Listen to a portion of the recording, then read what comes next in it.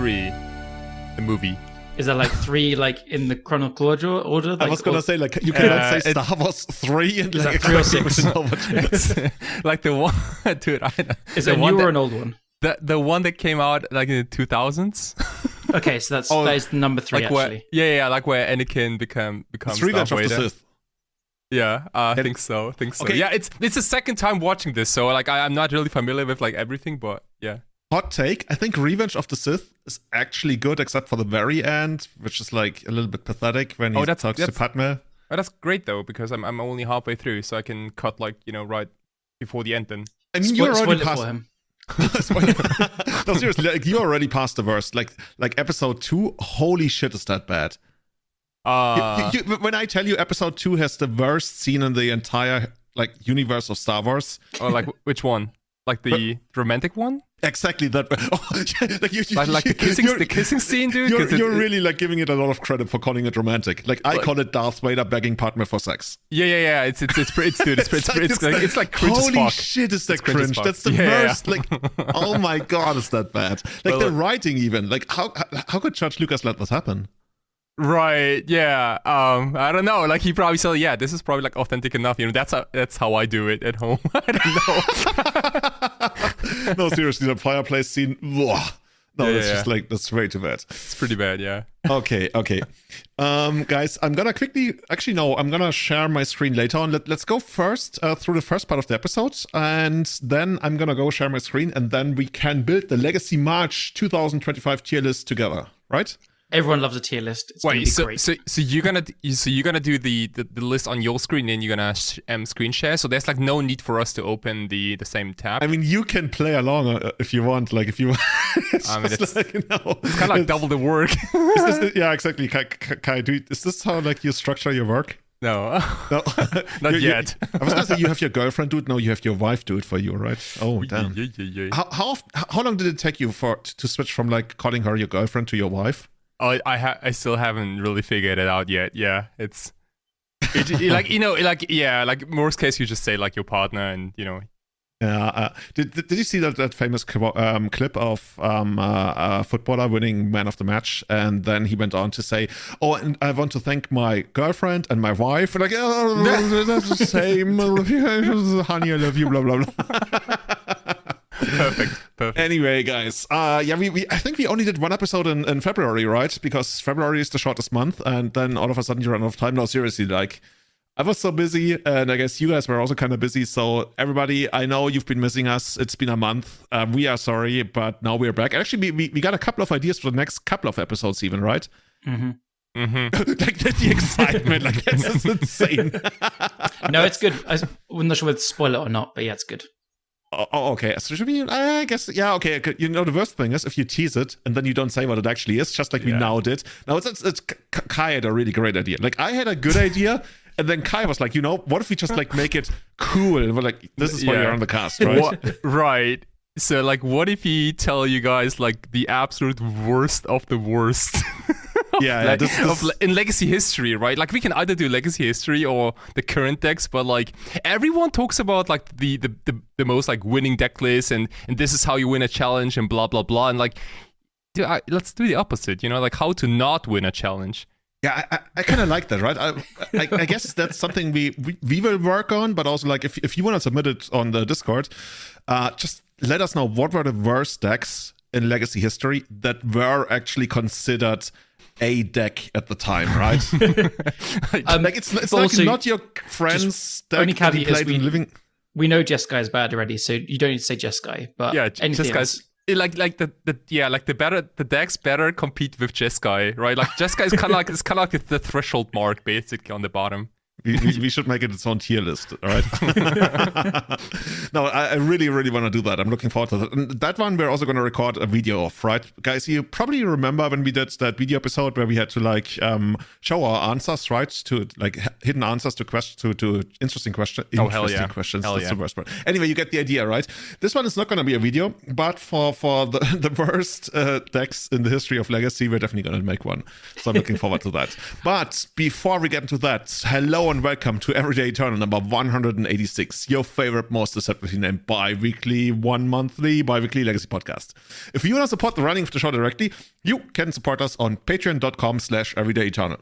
So guys, before we get into the second half of the show, or basically the main part, I do want to go over the results of, hey, here's another 4 seasons, right? I feel like this is the place to play Legacy these days, these years. Like, we've been around for so long, we've seen so many tournament series, but I want to say 4 seasons by now is up there with all the big ones that we had, like Card Market, with Bazaar of Moxen series, and I guess the ones that came before, barely anyone remembers. I think those are more localized. Like we had the Bazaar Liga in Germany, which was a big deal. But because 4 seasons is so consistent, right?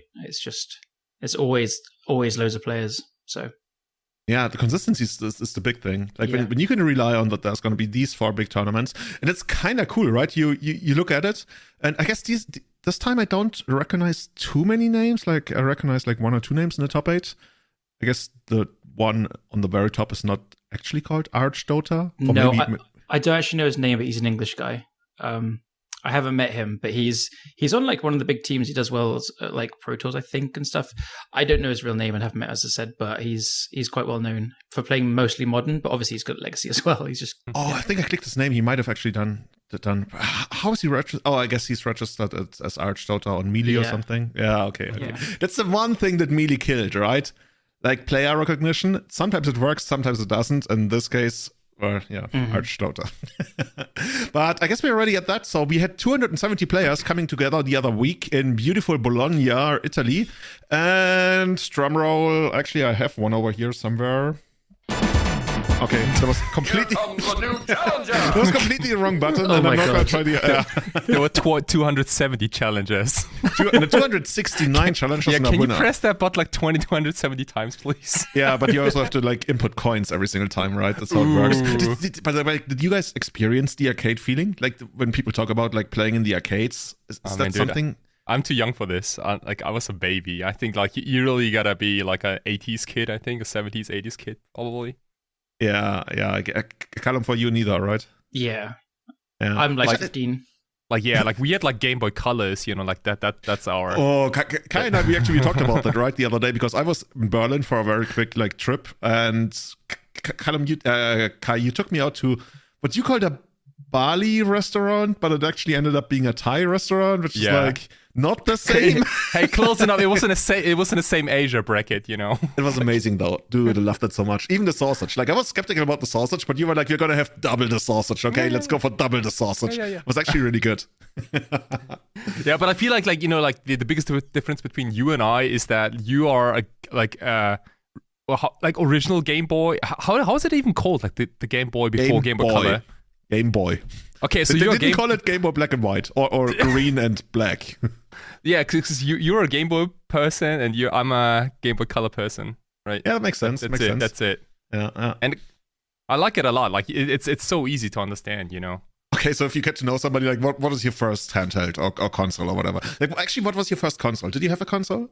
Oh, dude, man, I had like Tamagotchis. If you couldn't call this a console, I had like 5 of them at the same time. Oh man, and you were keeping them alive? No, they died all the time. That's why I had 5. Yeah.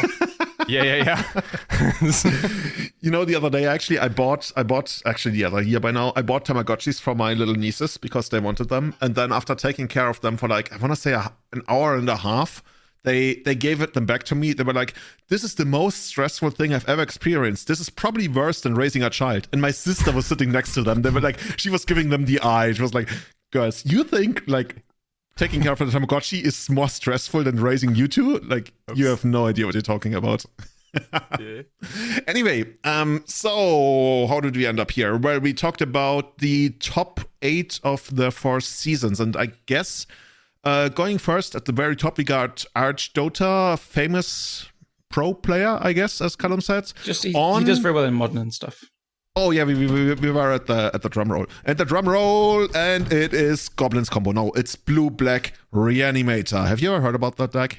Is it getting good? No, it sounds really interesting. Is it normal that they play Force Negation in the main board now? In the main deck even? Did you just say main board? Dude, seriously. Main. Strike one. I don't know. I mean, like Delver does it from time to time, but I didn't know that a combo deck also plays Force Negation in the main.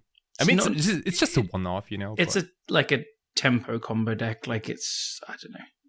Yeah, seems fine. Okay. That's the spiciest thing I think in the deck list. So we're digging. I'm sorry to I had to really go deep and is there anything interesting about this particular deck list? I mean, they always, the numbers always mess around a little bit, and it probably is trying to follow the metagame. Like there's one Baragoyf, there's one Orcish Bowmasters. The Baragoyf one of is a little bit more common than the one Bowmasters, and there's 3 Brazen Borrow, which is a bit more stock now. I noticed that too, right? They used to play 2 or 1 even up times. I loved it when they played 1 or 2 because then you could just not play around them as much. But now it's just, that meme of the guy slapping some tape on a big tank of water. Yeah, that's just Brazen Borrow. Like every problem a blue deck could have, you just slap Brazen Borrow on. It's fine. It's all sorted. The most annoying thing is it's actually true. Yeah, it's actually Don't worry about it. We'll just borrow it. It's fine. If there's one thing that blue-black decks they struggle to do is deal with permanence, except for maybe sometimes creatures, and Brazen Borrow is just a bounce it untapped win. I would say Brazen Borrow is the reason that Incinerating Bridge isn't a good deck card in Legacy, really. Yeah, what else would they even have? Proper bounce spells? They can't even engineered explosives. Steel Sabotage, I don't know. Oh, dude, now we're reaching. Right. But yeah, Brazen Borrow just does everything. That it is, yeah. Okay, so we got second place, Felix Stenitzer on, I would call it Dragon Stompy, but the Game Boy Color generation would probably call it I don't know, Moon Stompy. This one calls it Blood Moon Aggro. Everybody knows what we're talking about, right? The 4 Broadside Bombardiers, 4 Fury, 4 Magus, 4 Charizard. For Charizard, yeah, exactly. that kind of 4 Chalice, for the One Ring. This is just it builds itself. All the actual cards, all the non-land cards are 4-offs. This is the way, I guess. Yeah, quad laser moon. This is quad, yeah. Almost I guess quad laser. You could probably also quad laser the mana base if you really wanted to. You got 5 mountains, make that 4, and add a Shatter Skull Smashing. Yeah, and then you take away the Socken Sun and add the 4th Thundering Eruption. You could make this quad laser. I say it's a big punt not doing that, honestly. It probably just doesn't matter, so... But it's a serious punt. I mean, you can never make the sideboard quad laser because 15, I guess you could play 12 cards. Yeah, it could be worth it. Anyway, yeah, not much. Just honestly, we're not gonna go too deep into these lists unless there's something insanely exciting. But I don't really see anything. 2 Obsidian Charmer on the sideboard, which is kind of cool. Yeah. That's the dragon that gets cheaper for lands your opponent controls that produce waste mana, right? Exactly. Yeah. Mm-hmm. So against they get Cloud Post, Eldrazi. Whatever. Yeah, you know what this card is missing? It's missing haste. Sure. Yeah. Next year. Yeah. We get it with haste. Horizons 5, whatever. Where are we at? We gotcha. It's it's already in development. We're gonna try to say no more. Yeah. We gotta put it right on the to-do list. It'll cost 1 less and be a bit bigger. Okay, now here the most exciting deck actually in 3rd place, and it's Burnt Nadu in the hands of Tiziano degli Innocenti. Not sure how innocent the guy really is playing Burnt Nadu, but it is what it is. I can never hate too much on a deck playing at least 1 copy of Birds of Paradise, but come on, it's Nadu. It's not as... Oh, there's one of Uro? Oh, I guess, yeah, they do. So the 3 distinct types of Nadu is there's the elves one, quote unquote, is the cradle one, which is Chord of Callings and trying to go faster into the combo. There's kind of the Cephalo Breakfast one, which we've seen probably the most of. And then this is the least common one, I think. This one is much more mid-range. So it has the blue package with Brainstorms, Force of Will, Ponders and stuff. And then we've got Greenstone Zeniths to find the package of little things like Bristly Bill and Endurance, the one of Ura, as you said, Sylvan Safekeeper, and then obviously Nadu. And then we've got, Source of Plowshares, Prismatic Endings. It's a mid-range deck. It plays very mid-range and control-y, and then it has this combo endgame flair to it. So I mean, this might be the best deck post sideboard maybe, because the other 2 decks I played against them a bunch, and they're just so fragile to every single to really anything. I feel like this deck is fragile to everything, though, in a weird way.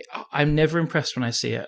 Obviously they've done very well here, and it does put up results. It's not a bad deck by any means, but I feel like it's the whole deck is just half a turn too slow for the combat, for the format, and it never it presents something powerful later, but it just doesn't really get it online. Like sometimes you'll have a hand of like a Nadu or a Nomads, and then you've got like a prismatic ending and a Force of Will, and it's just I don't know.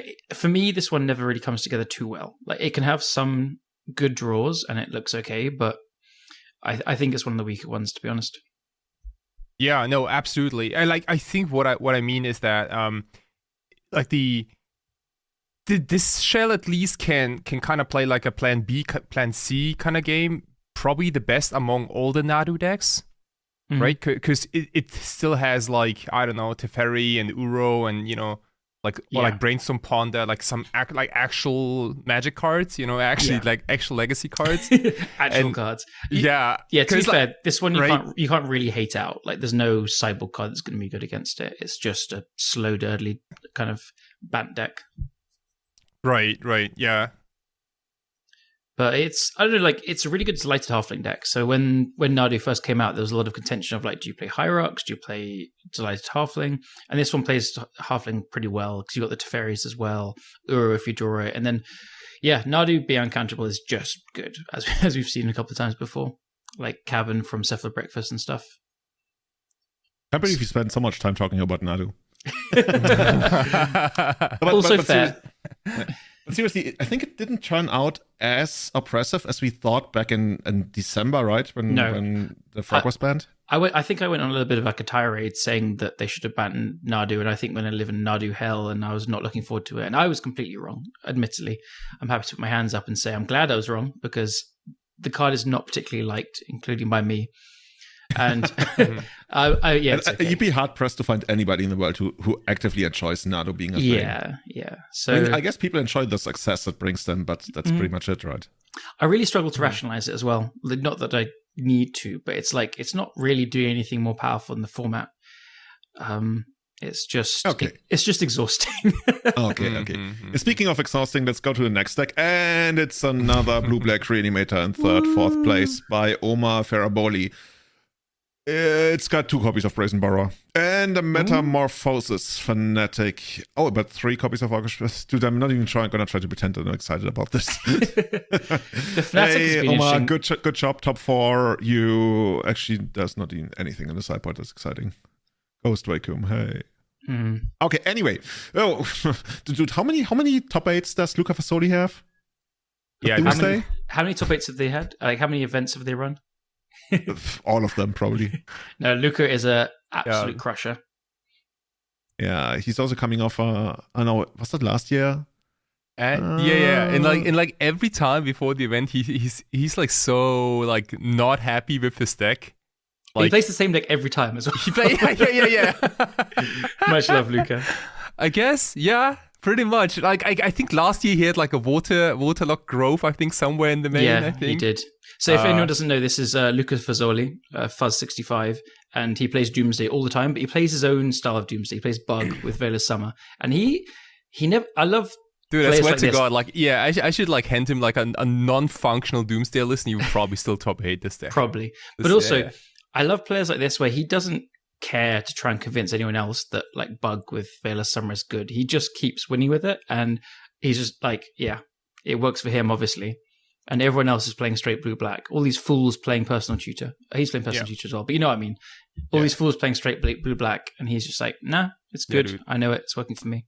I love the one Thassa, one J split. Like I've been doing this for months now, and like it's beautiful. Like you see like Jace as a sideboard card a lot in like 2 Thassa's oracles, but like, man, you have like so much extra percentage against like random stuff, you know, like there are control decks that play Consigned to Memory main deck now, or like play against Stifle Nor, or maybe like some random, I don't know, Kozak's command where they force you to draw a card. You can blank all of that with main board Jace. There is like a situation you can engineer with Kozak's command where it's fine.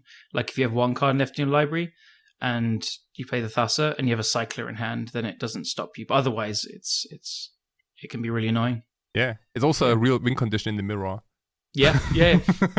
Someone said you couldn't just like, I mean, with Lotus Petals. I've done it already. Yeah. You found it out and you just like, you ticked it up. Yeah. And then you go like Street and like, dude, and this was like after I got all my Doomsays surgical extracted, right? You said this. Yeah. So you would recommend playing Jace main deck at the moment? I think it's more likely that you can kill someone with Jace, Wheel of Mysteries, than with Thassa's Oracle. I think, dude, it's just a 1/3. Like, how often do you actually kill someone with a 1/3? Fair. I mean, I just mean like in the deck, if you didn't have your Doomsday Surgical, like say anyone playing Doomsday, you'd recommend playing a Jace main deck at the moment. Think so, yeah. Absolutely. As a 61st card?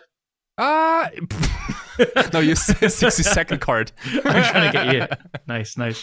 That's cool. How they do it. Okay. So here we get another top 8. We got Lorenzo Loconte on, well, Omnitel. It's been a while since that deck has been good in Legacy, right? Yeah, Stock Up is a nice addition here, right? Really excited to see this deck list in the top 8, really. Like, is this just like straight up Divination 2.0 or 3.0 by now? I don't know. Well, dude, man. Divination and Dig Through Time, if they had a baby. That's the thing. There's two sides. Is it a better divination or is it a worse Dig Through Time? Well, it being sorcery leads me to think of it as a divination, right? Yeah, sure. But like looking at 5 rather than 2 is obviously just massive. So it's so far above it. And this is the thing with Omnitel as opposed to Sneak and Show. Sneak and Show has the 8 payoffs with 4 Show and Tell and 4 Sneak Attack. Omnitel just has to find a Show and Tell, and you have to resolve that thing. It's kind of all you do. So, I mean, there's some rare games where you have Carpet of Flowers and you put omniscience into play normally, but you know what I mean.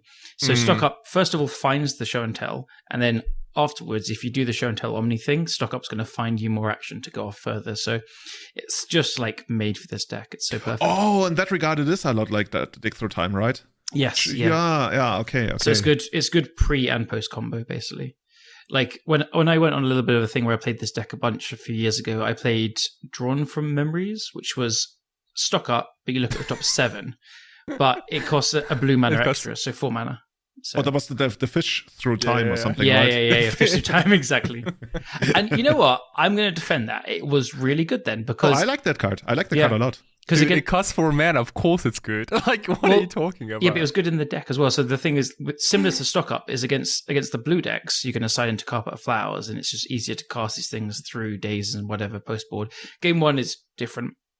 Against the non-blue decks, you can just play this turn 2 off like an Ancient Tomb or Lotus Spell or whatever. I think this is a pretty big upgrade for the deck. I'm still very unsure on Stock Up and how good it is in Legacy. I don't think it's good enough to see play in like the mid-range and tempo decks, but I think it is a pretty decent combo card to build around like here. And this is probably one of the best decks for it, this or Blue Painter. Oh yeah, we're going to talk about that in a moment as well. But I love that your reasoning for it being good was that it's 4 mana, it's gotta be good, right? So I looked like I was I got told a lot of cards to sell you then. I was told that if you resolve a sorcery for 4 mana, then you better win the game. Have you ever heard about Acid Rain? That's a sorcery for 4 mana. Does it win the game? Oh no, it probably kills a land or something, right? It destroys all forests. Boom. GG's, I would say. Yeah. Dude, I'm actually kind of impressed that you knew this. I mean, it did like acid rain. I mean, hey. Okay, that's true. It's probably not a healing sword for effect. Target player gains 5 life. ... Okay, cool. So, hey, Sven Schmidt, we got another player with blue-black really made in the top 8. Sven, from what I've seen, actually has been terrorizing like the Nuremberg Legacy events at Comic something. Ultra Comics, dude, I played there like 15 years ago or something. Anyway, that was a long time. Anything else interesting in that? Well, 2 Metamorphosis Fanatic. I think that card is okay. It doesn't really like get me too excited. Okay, nothing else there. Sven, good job. But now we got the most interesting deck in that top 8, and that's Luca Ranieri on. Well, when I read Blue-White Hate, I was thinking like, either Swan Canonist, Meddling Mage. Didn't really get any of that, but when we got Blue-White... This is just like MTG top 8 naming conventions being weird. It's like... It's a Blue-White mid-range deck, but it was just like very interesting choices, honestly. It's like Blue-White Control, but like Turbo Control. Turbo Control with 2 copies of Days and 4 Wastelands. Yeah, kind of. Yeah. Do one of you want to read out the deck because it is pretty different? So this deck, I don't think you've seen something like this before. Because like a lot of the cards seem so familiar, but like I think the gameplay is very different. Like in fact, like I actually played this in a league offline, and it was pretty cool. So 20 lands, blue-white, but we have 4 Wastelands, 1 single Tundra, plains, 4 islands, and 1 meticulous archive. The rest is fetch lands. Then we have 10 creatures, 4 Tamios, kind of stock, I think, at this point. Then we have 2 Hull Breachers, 2 Lavinia, Azorius Renegade. This is probably like the most exciting creature to see in a main deck, in a legacy deck also. And then 2 Murktides. I dig it. Lavinia is one of these weird ones where it's not great and it looks really bad against a lot of decks, but sometimes it just solos people. Like it can do some crazy things. So yeah, like a few comments about Lavinia. So like everyone kind of knows this card more from Vintage, right? Like because it stops Moxen and Forces and stuff. But Lavinia stops Kozilek's command, and I just found out in that league, where I play, because like it's really the police card, right? And it's actually very good right now, because most of the legacy decks trying to do like unfair stuff, and Lavinia is kind of like the police that kind of make sure that like Moxen, like Chrome Moxen can't be played, Mox Opal same thing, and like I don't know, the One Ring can't be played off like a 1 land or so. Yeah, it's important. Like that. Like they can cast Cosmos Command, but they have to have lands in play to do it. Like 4 lands means it's X equals 2, and that's it. Right. Yeah. I feel like, so I was very impressed with Lavinia, and I thought like during the league I was like, man, like if I could like play Lavinia on turn 1, that'd be so sick. so I was actually thinking all you want to do in your life. Like imagine if this deck has like 4 Lotus Petals. Lavinia's Stompy. Lavinia aggro. But these are actually the 2 colors that don't have Spirit Guides. Sucks. Well, I think we can be happy that both those colors don't have Spirit Guides. Yeah. Yeah, but anyway, so like the rest of the shell is pretty much Jeskai control, right? Like we have 4 Narsets, we have 2 Teferis, we have Plow's Ponder, Lorna Revealed. Get Lost is a little weird. So Get Lost, I think I get, because when I was playing Miracles, I really hate splashing Miracles, but you had to play Pyroblast because a flip Tamiyo is just unbeatable. And like Teferis and Narcissus on the other side are unbeatable. So Get Lost is not a great card. It's 2 mana, destroy a creature, enchantment, or planeswalker. Its controller creates 2 map tokens. But I think it really just is the best answer in straight blue-white for these planeswalkers and stuff. At instant, right? I mean, we are beyond the times of Council's Judgment, I guess. yeah. I like that laugh. When Council's Judgment came out and people were like, oh my god, this is everything we ever needed. Yeah. I mean, that must be cool because of True Name, no? True. Yeah. If True Name came back, maybe. Maybe, baby. No. Could you imagine casting True Name in a like metagame that has blue-black Reanimator? They're like, oh, that's cute. 3 mana sorcery. Okay, Archon or troll you. Yeah. There's also so many flying creatures in the format now, so. Yeah, but anyway. Yeah. So yeah, and just to finalize the deck list. So like, the real reason why this deck wins games is because of Days Undoing. There are 2 copies of it in the deck. That kind of explains the 2 Hull Breachers too, right? Yeah. You have like 6 Hull Breach, like Narset effects, and then you have like an Oops or Win button, but it's like packed in this like Assault to Plowshares, Force Will, Days, Lavinia, Tamiyo, Shell. It looks like one of those ancient Tomb Pile Breacher Days Undoing decks that decided, hey, we just don't want to play ancient Tomb, and then build around that. Kinda. Yeah, kinda. I think Wasteland, like you probably, I mean, playing a Wasteland in a deck like this is kind of like a sign, right? Of like the format is too fast. Like you want to Wasteland all the ancient tombs ASAP. And then you got 2 copies of Back to Basics as a side part, but that's also not. Yeah. Like, if that's what you're doing, I think you want 4 Dazes, but what do I know? I just like counted the stack the other day, and I'm kind of cool. I think 2 days this is what I'd play in this. Yeah. 4 days is like, the deck doesn't take advantage of enough that the second and third days in a game is good. I mean, you still have like infinite 3 drops, and like you can't like days all the time. Like you want to just daze the first thing that you see, and then your opponent's going to play around days because they've got no idea you've got 2, and they could maybe try and work it out, but they're going to try and play around days. You get so much extra value just from like the first one being played, and then if they haven't seen one, they're never going to play around it from a blue-white deck, and you're going to get them as well. Dude, I play into days as hard as I can if I think like setting my opponent back the land drop is worth it, and like if those guys don't have acceleration, which looks like they don't. Yeah, sure. And they also they don't have a crazy payoff at 2, except for like I guess Lavinia, which sometimes is a payoff. But I guess if you get the Tron Tamio down, okay. Yeah. There's always games where you can and can't afford to play in today's as well. And against control decks, very often because it's slower, you can play around it. So you are going to, just because like the downside is so low. You're like, why would I deploy a threat one turn earlier when I could just play around it because I'm not being pressured? But then that's just buying them time as well. So yeah, I hate that. Like I will always happily play in today's. Not always, but you get the idea, right? Well, if you have one threat, do you? If I have one threat, that's not like what I do. I guess if I played a deck that is like show and tell and did must resolve, then I don't.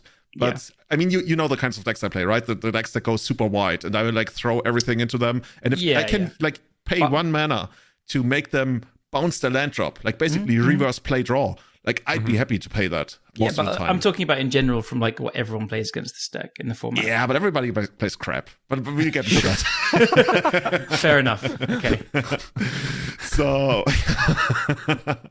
yeah, that's the top 8. That's Blue Black Reanimator taking down yet another event. I listened to a couple of other podcasts in the last couple of days, and a lot of people are talking about like, dude, bannings are coming up. Like we are gonna hit Blue Black Reanimator. We probably gonna hit. Okay, let's not get into that. Is it just like the vibe that you also picked up that people still want something banned out of that deck after banning like 7 cards out of it? No, I mean, like, look, people are exhausted of this format. I've got to be honest, I am too. I don't think this. I think this is the least fun I've had in Legacy for quite a few years. It's just Reanimator is not particularly fun deck to play against, and it's part of the game. That's fine, but it's been the best deck for like a year plus or more, and I am struggling to like just face a turn 1 and 2 anymore. Like I've just been playing a lot less recently, and I'm a lot less enthusiastic about it. So I think people want changes, but I think unanimously people want quite a lot of changes. So they're not expecting anything because they want such a drastic shift that it's not really realistic. So people don't even know what to expect anymore. But bannings are coming, and there's copium, but like no one's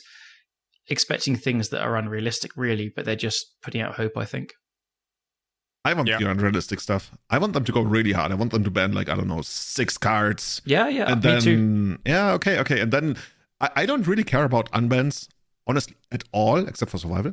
But if it makes it easier for people to accept whatever, unban 3 cards and be done with it. And then... I think everyone's thing is like, there's a lot of cards which are just a bit too good. But the thing is, the format is diverse. Like, okay, Reanimator is here constantly and stuff. So that's, I think, another problem, probably. But like, a lot of decks are diverse, but people don't enjoy playing against them. Eldrazi, Moonstompy, Oops All Spells, Reanimator. They're just not interesting, fun games, really, when you compare it to 5+ years ago of much more interactive Fair Magic and stuff. So I think, again, Reanimator being at the top for like such a long time is really taking its toll on people, and they're getting very tired. So it's just, a ban announcement comes around, something might happen. Let's be hopeful. Yeah. Cool. Yeah, we'll see about that. I'm excited to see what happens, because it feels like if this is such a shared experience between basically everyone playing Legacy almost, then there's probably gonna be something happening. The thing is, I don't know about you guys, like I basically don't use Twitter anymore, and I haven't been using Twitter for, I want to say like half a year, if not a year or something. I've deleted mine, actually. You've deleted yours, yeah, probably for the better. Like I have, yeah. Yeah, definitely less. I feel like you start to see a lot of content and things that you didn't see like before. I feel.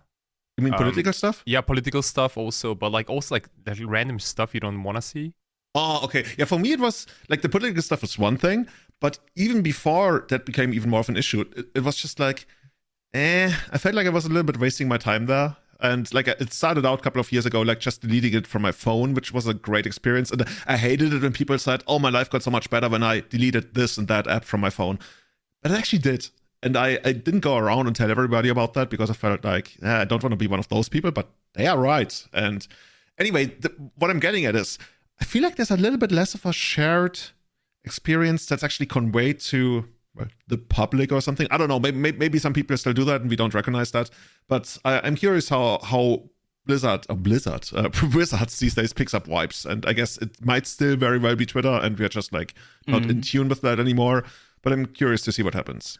It's got to be everywhere, right? It's Twitter, Blue Sky, Reddit still, and just, probably how many people are playing leagues potentially. Who knows, really?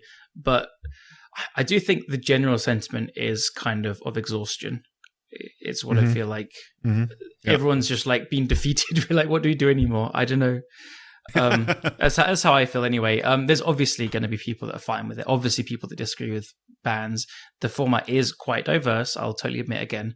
But that doesn't mean it's a healthy format. And I think the gameplay is not great. And I think the gameplay has not been good for quite a while.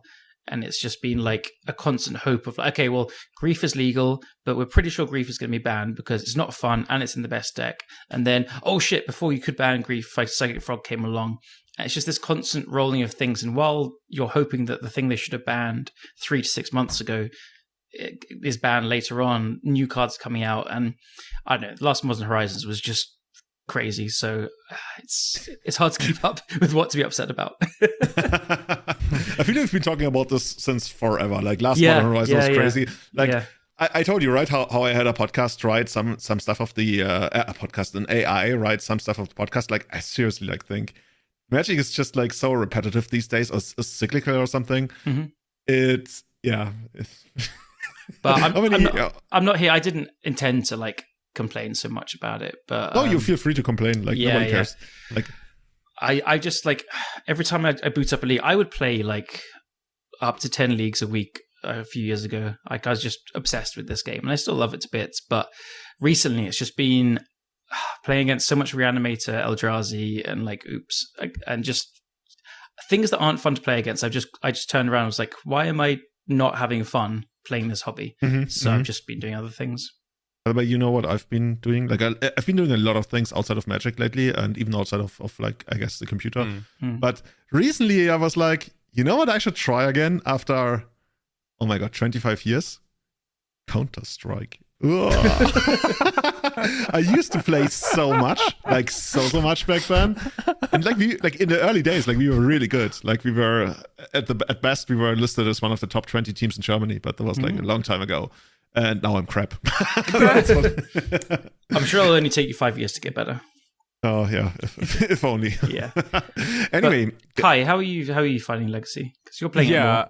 No, I'm with you. Except that I'm more okay with a meta game like this because I'm a Doomsday player mostly. Like I've been casting Dark Rituals for so many years now, and Dark Witch is one of the most like unfair mana accelerants in the format. Well, it puts like 3 swamps into play, right? Yeah, I like combo. Combo is my favorite archetype in Legacy, absolutely. But here it's just a bit too long. I don't know. It is. No, it definitely is. It definitely is. But like you, as a combo player, you don't see the big difference as much, you know, as like other, like if you are like let's say like a Maverick player, for example, and you know, and people play like Ancient Tomb nonsense like left and right and kill you on turn 2, like that's a big problem. But like a combo that can kind of fight back or can at least like be as fast as the other decks. Yeah, it's fair. But like I'm with you. Games are so I played the challenge last weekend, right? And the 6-round challenge was over in like 4 hours, and I was like, how is this even possible? Kai, not everybody goes 0-3 drop, you know. No, dude, I'm telling you, like I played all the 6 rounds, right? And like you finish after 20 minutes or so, and like almost everyone is finished already. It's crazy good. It's crazy had fast. That as well in a few challenges the last couple of months where it's done in 25-30 minutes, and that's completely unprecedented. Yeah, it's like usually it always takes like 50 minutes or something. Yeah. Because there's always like one match going super long. I didn't think of it like this. Like, good point, Kai. But it's more like a Friday Night Magic, you know, like an speedrun. Yeah. Honestly, I kind of don't hate that. So you can play a lot of different opponents in very short time, if that's an upside. But yeah, I think what people don't like in general in Magic is that if you can't make too many decisions, right? Because if the game only lasts a couple of turns and then it's pretty much decided, you know. And again, I don't think that life points and like actually winning the game by, you know, taking someone's life total to 0, like it just doesn't matter anymore. Like people concede so fast and so quickly, and like when was the last time when you actually like had a lethal lightning bolt for your opponent's face, you know? I don't know, probably like a few years back. I recently came across one of those screenshots again that I made where my opponent was at 12. I had 4 cards in hand. I have 4 lightning bolts. Yeah, the dream. Congrats. So, guys, what we wanted to do in the second part of the show tonight is we are gonna look at what's going on in the format and just have a little bit of a lighthearted tier list. Are you guys already tuned in? Can you see it thing on my side? Yes, sir. Yes, sir. For everybody listening, like this one, you can only listen to. The future ones we're gonna record and put on YouTube again. Cool. Yeah, I can see as well. Yeah. Okay. Is it big enough? Mm-hmm. That's what she said. Oh, dude, I knew it. Sorry. I knew I was gonna open myself up. Like even when Kai said, "Well, and then it's 20 minutes and you're gonna be done." Like anyway. Okay. Okay. So at least we keep the maturity levels high. Yeah, we have to. I mean, right. You got me on the cast. Otherwise, oh my god. So we got 6 tiers. Actually, the colors are all wrong. Holy shit! Like I actually. Oh my god! What are you doing, Julian? Yeah. Apparently, I go to work every day, but it's so different ever since I changed my job. There's actually like proper work to do. See, I didn't even notice that you changed the colors. Yeah. No, same. I would have noticed. So Julian had the top tier in red and the bottom tier in green. So he's that's up for interpretation, right? Well, maybe the bottom tier is actually supposed to be red. So anyway, every time I go onto like Reddit r/map porn, people always complain about color schemes. I think there's an entire like science about color schemes on maps, and no matter which way we do it, somebody's still gonna hate it. Anyway, we're gonna do it this way. So we got the top tier. The top tier is called Bend the Knee Peasants. This is gonna be for those, I gotta say, I love the names. They're really good. Thank you so much. Wait, did you come up with the names? Only half of them. Good job. ChatGPT. Good job, ChatGPT. Actually, most of them. And then I asked ChatGPT, and I was like, "No, this is actually really good." And then made like one suggestion. And I was like, "Oh yeah, that's a typo." So second highest tier is I want to win, but I'm trying to hide it. Those kind of decks that are like, no, I'm different. I'm not. Special Snowflake. Yeah, special Snowflake, but spiky. doesn't want to be a snowflake, but actually wants to drink the opponent's blood. And either way, Okay. So third tier from the top, we have a plan. Oh, no, actually, that's wrong. Whoa. Oh, dude. Oh, my God. We are so professional here. I don't know if you guys actually switched this around because I had this perfectly set up yesterday. I'm going to blame you because that's very Yeah, sorry. I came over to Berlin quickly and snuck into your apartment and changed it around. I mean, you can actually do it over the internet. My bad. Oh, really? Okay. It's crazy. Yeah. So, third tier from the top. I wish only good players played my deck. You know what I'm talking about, right? These people that are... I don't know. I've seen that sentiment so many times where people are like, I was almost gonna call this the deck specialist here, where people are like, if only good people played my deck, it would get more recognition and people would think of it as a better deck. With peace and love, are you thinking about Newton Hang? Dude, how did you know that? we did not set this up. Peace and love, Newton, but yeah. I mean, you can lock this one Newton. in there. I just played this very recent Cradle Control deck and I loved it. Dude, I consciously didn't name it because I didn't want to like name it shame. Actually, it's not a shame. It's just like... Yeah, dude. Drag that Elvish Reclaimer right into this bracket now. Okay. It's good, man. Locked in. Here we are. Doesn't matter what the others are, yeah. Okay, we got the Reclaimer deck in there. Okay, this is the Cradle Control. By the way, at this point, actually, let's go over the other tiers very quickly. So, fourth tier from the top is, actually, we have a plan. Sorta. You know what I mean? Like this kind of deck that feels like the brew that's like 3-2 and forward some leagues. Mm-hmm. Yeah, right. Like when it goes 4-1 because somebody disconnected, it's going to be like, see, there's something. There's something in there. We can make it work. That's my latest video. What are you talking about? Okay, then, second from the bottom, almost the worst tier is just here for the vibe. And honestly, I respect that. Respect, yeah. It's like a deck. Sometimes it's one of those decks that used to be good a long time ago, and people just like stuck around. They didn't really like adjust. They don't care that much. It's really like it's so important to have those players at events, man. Like every single time, they make it amazing. Seriously. Yeah. Like otherwise, we just all be playing like I don't know, modern or something, or standard, or like I don't know what standard is like these days. So what else do we have here? By the way, I'm getting a lot of ads for women's clothing, and you will be weirded out, but actually this is for my colleague. Mm-hmm. Anyway, of course, asking you for a friend. No, I'm just like seeing all these targeted ads, and I was like, why am I seeing this? It's like, oh, okay, we bought this for my colleague who left work. Anyway, where do we go? Oh yeah, and the bottom tier. Well, the bottom tier is like, actually, that's the least imaginative way to name it. It's just like, bless your heart, you tried, right? This is for the people who are here for the vibes, but they don't know it. You know what I mean? To put a sword through your heart, Julian, is this where Maverick goes? No, I mean, Maverick is clearly for the vibes. No, I guess that doesn't make it much better, honestly. It's definitely one of those two. Yeah. Anyway, yeah, okay. So, yeah, I guess we already start with Cradle Control. We kind of agree that Cradle Control goes into, I wish only good players played my deck, right? 100%. Yeah, dude. Can you agree? Or is it, if anything, it's above that, but I don't think it is. I don't think I want to win, but I'm trying to hide it. That's not really the vibe I'm getting from that kind of deck. No, this is the deck that, like, Elves players kind of, or Elves and Maverick players kind of converge to a bit. And or like people that just like the rock and stuff. It's but I don't think very, very, very few like top grinders have picked this deck up and played it much. Yeah. So I actually streamed this deck the other week and I absolutely loved it. It played this new copy, like 4 copies of what's it called? Scythe Cat Cub. I called it Sky the Cat. Yeah, that works. Sure. Sky the Cat.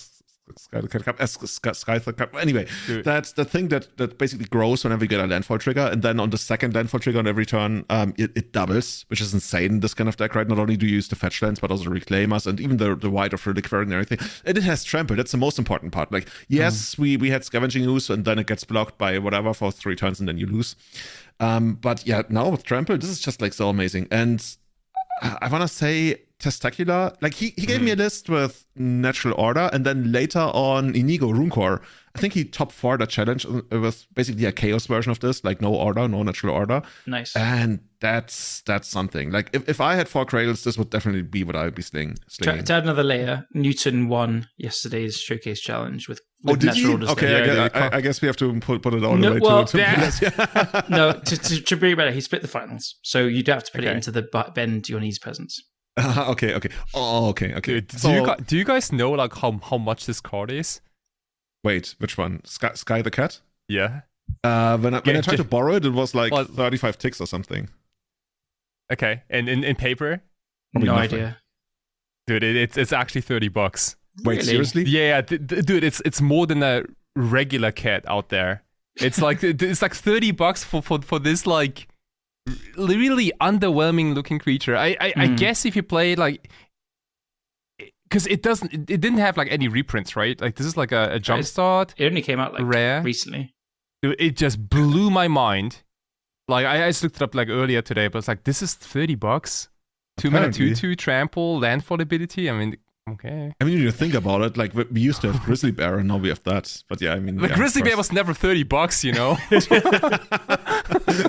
Yeah, it does look like such a classic bad green creature. It just looks bad. Like you look at the art, looks really bad. Yeah, and the way the text is spaced out, you're like, but it's pretty good. It's insane. It's really insane. So, we got our first deck of many. So let's start with the next one up here. So that one is 4/5 color Beanstalk control. But where does that go? Is that still a thing? Even like, I don't really think it is. I'm going to pitch this into actually we have a plan sorter. Yeah, same. Because none of them do the same thing. They all play like 6 or 7 different removal spells. They're just putting in cards they like that cost 5 mana or more. Mm-hmm. Yeah, totally agree. Like they don't have a strong plan. Like they kind of just jam cards and just hope that they generate a little bit of value. They're also not really good in the format anymore, right? There's barely anything where you feel like, oh, I'm so glad I'm playing 4/5 color control. Yeah. It's like, yeah, I got the It's another one of these decks where like if you see it in the top 8 of a challenge or whatever or an event, you'll be like, oh yeah, here's 4/5 color Beanstalk, but you don't expect to see it there. Yeah, cool. So next one up, we got the Mystic Forge decks. So which name do these go by these days? Because I feel like Mystic Forge is not really the centerpiece of the deck anymore at this point. It's the One Ring, right? I think it's like the I want to win, but I'm trying to hide it kind of thing. I agree as well. Nice. Because like this deck, if no one plays Null Rod and Collector Oof, this deck just completely crushes you. But like once people know, then like this goes like, you know, like down a tier or two. But also, it also appeals to the like people like myself that's like, oh, I like cute little artifacts. Here's the one ring. Yeah. I'm going to untap it with my voltaic key. Yeah. Oh, draw again. Yeah. But I'm doing cool stuff. It's not Wasteland Days. I promise. It's cool. Trust me, bro. I'm different. You will love this. And then like the person playing their first match of Legacy, they're like, is this what you guys been doing all day? It's like, yeah, it's so exciting, isn't it? Not so much. Okay, so now we got okay, this is a big contender. We got the Dragon Stompy, Moon Stompy, whatever deck, Broadside Bombardier Aggression. What is that? What do you think, Julian? I think it's like really successful. I feel like it's been the second most successful deck of the format lately-ish, but it's close. I mean, you're not really trying to hide it when you're playing this deck, so I kind of want to put it in Bend the Knee Peasants, even though it's really hard. I'm with you. You could make a case for either one. I agree with Bend the Knee Peasants because it's kind of, it's the way the deck plays as well, right? It's like the vibe of the deck is just get in the fucking dirt. yeah, exactly. So nobody's trying to hide anything when playing that deck. No.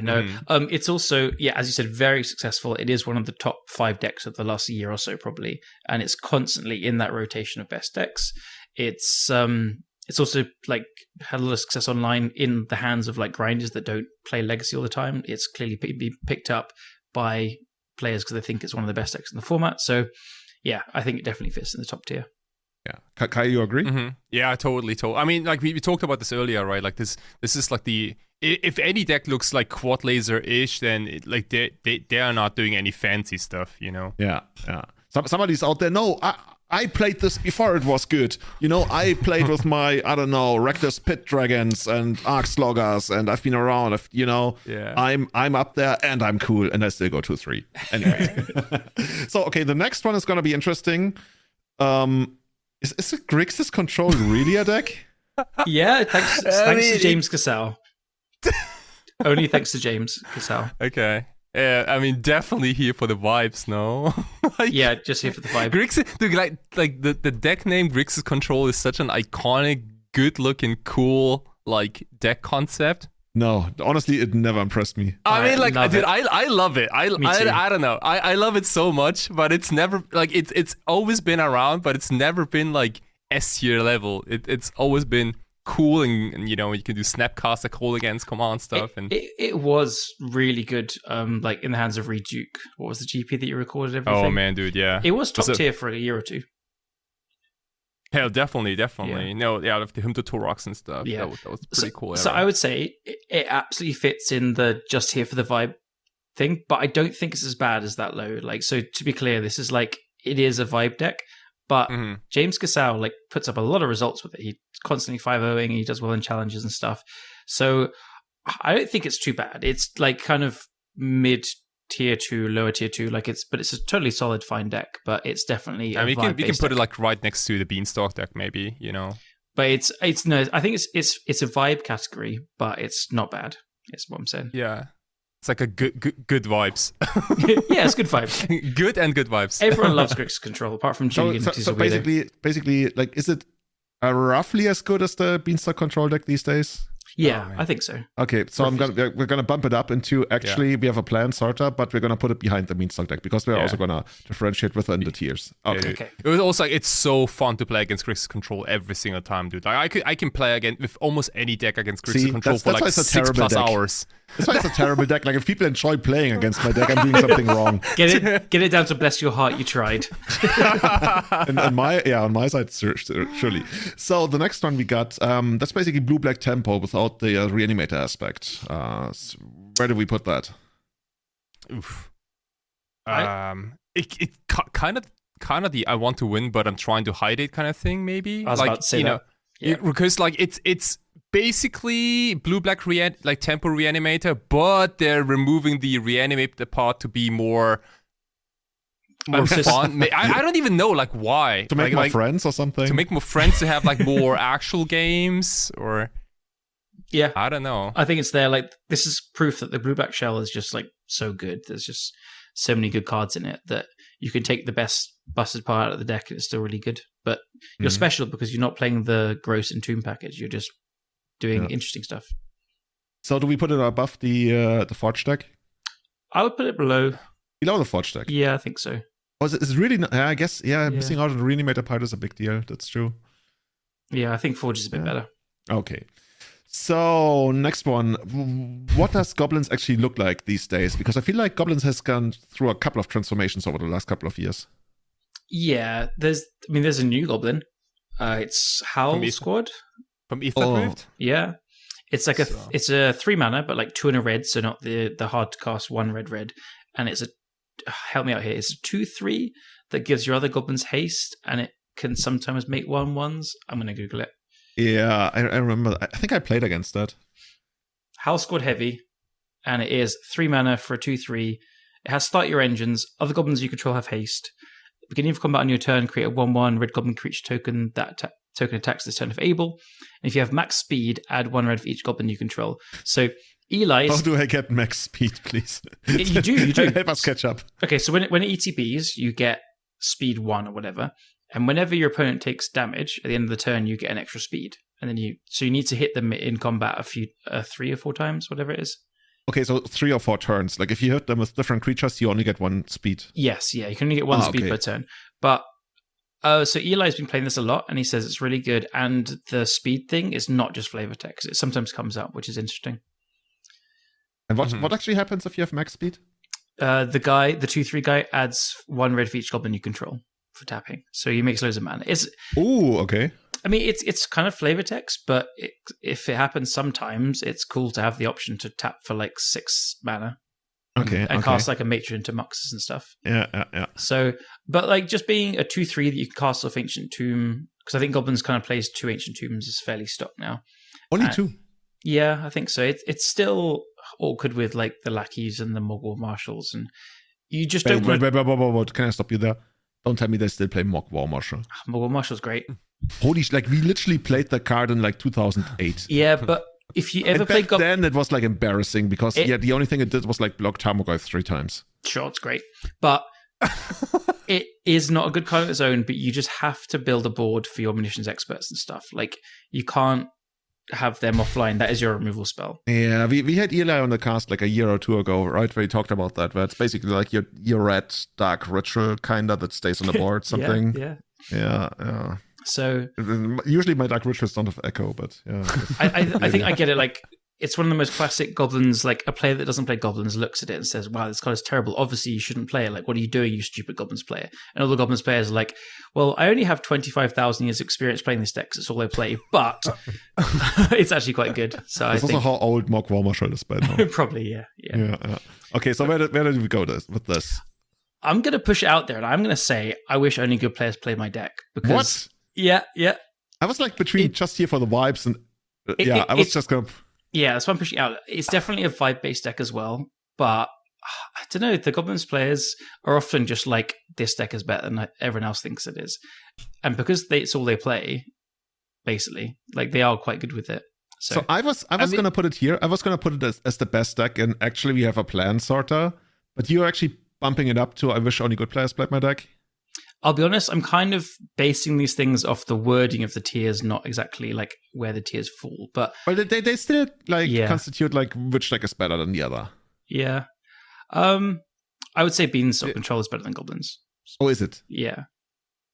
But okay. But I think it identifies with the wish only good players play my deck. Just to be like, like Goblins has a lot of similarities to like this Cradle Control deck, I think like so. It's like both decks have a pretty much straightforward plan, right? And the people who play the decks are actually pretty confident and like I don't know, they have everything kind of figured out, but it's kind of hard to get into these archetypes, and like quote unquote good players will probably never touch those decks. Yeah. So there are a lot of similarities, I think. There are, but I'm trying to still keep it like kinda, powerful level, power rated, ranked. Fair. I like where it is then. I think it's probably on par, slightly better than Grixis Control. Okay, let's put it there. Yeah, I like where it is then. It's probably pretty good against Grixis Control too. It's very good. Really fun anecdote from that. Eli, when Grixis Control was very good, Eli said like to me once in complete confidence, not joking in the slightest, told me he has like a 2-card combo that just crushes Grixis. And I was like, what is it? He's like, they just cannot beat it. And it was Morgul Marshal and Volros Stronghold. Wait, has he heard about Plague Engineer? Well, they didn't play it then. I think this is maybe before. Or, honestly, like nobody plays Plague Engineer these days. Right? No, but this was also like, I don't think Plague Engineer was legal when like Grixis Troll was the best. Stronghold. It's beautiful. Dude, honestly, like Warlord Stronghold is such a nightmare in that kind of deck. Like if you can't deal with a Warlord Stronghold, like you imagine if they have anything and you, but like, what are you going to do? Like you're not going to keep countering it. Grixis win cons was Baleful Strix, Snapcaster Mage, Jace, and Liliana. Can you beat a Morgul Marshal cast every turn through a cavern? Yeah. Probably not. GG's. Like, really? No. Because there's Echo, so you get it back. Yeah. And they don't play swords, so it can never get exiled. Yeah. It's like a repetitive, really slow Empty Devorance. This is the worst. The sickest combo. Imagine sitting there and you're playing like for top 8 at, I don't know, a big event, and then it slowly like sinks in that you actually you can't beat this stupid 2-mana creature. and they can't deck out because they keep full rushing it back. Oh my god. Okay. So next up is Nadu, and I guess there's like a couple of different versions. Like we just like go with Nadu altogether. This would be non-Cephalid Breakfast, right? Yeah, because you got Cephalid Breakfast as our deck later on. Yeah. Yeah, so should we say this is the mid-range one, not the Cradle one? Yeah, the more common mid-range one, yeah. I'm going to go... Yeah, like, Langer, I'm sorry.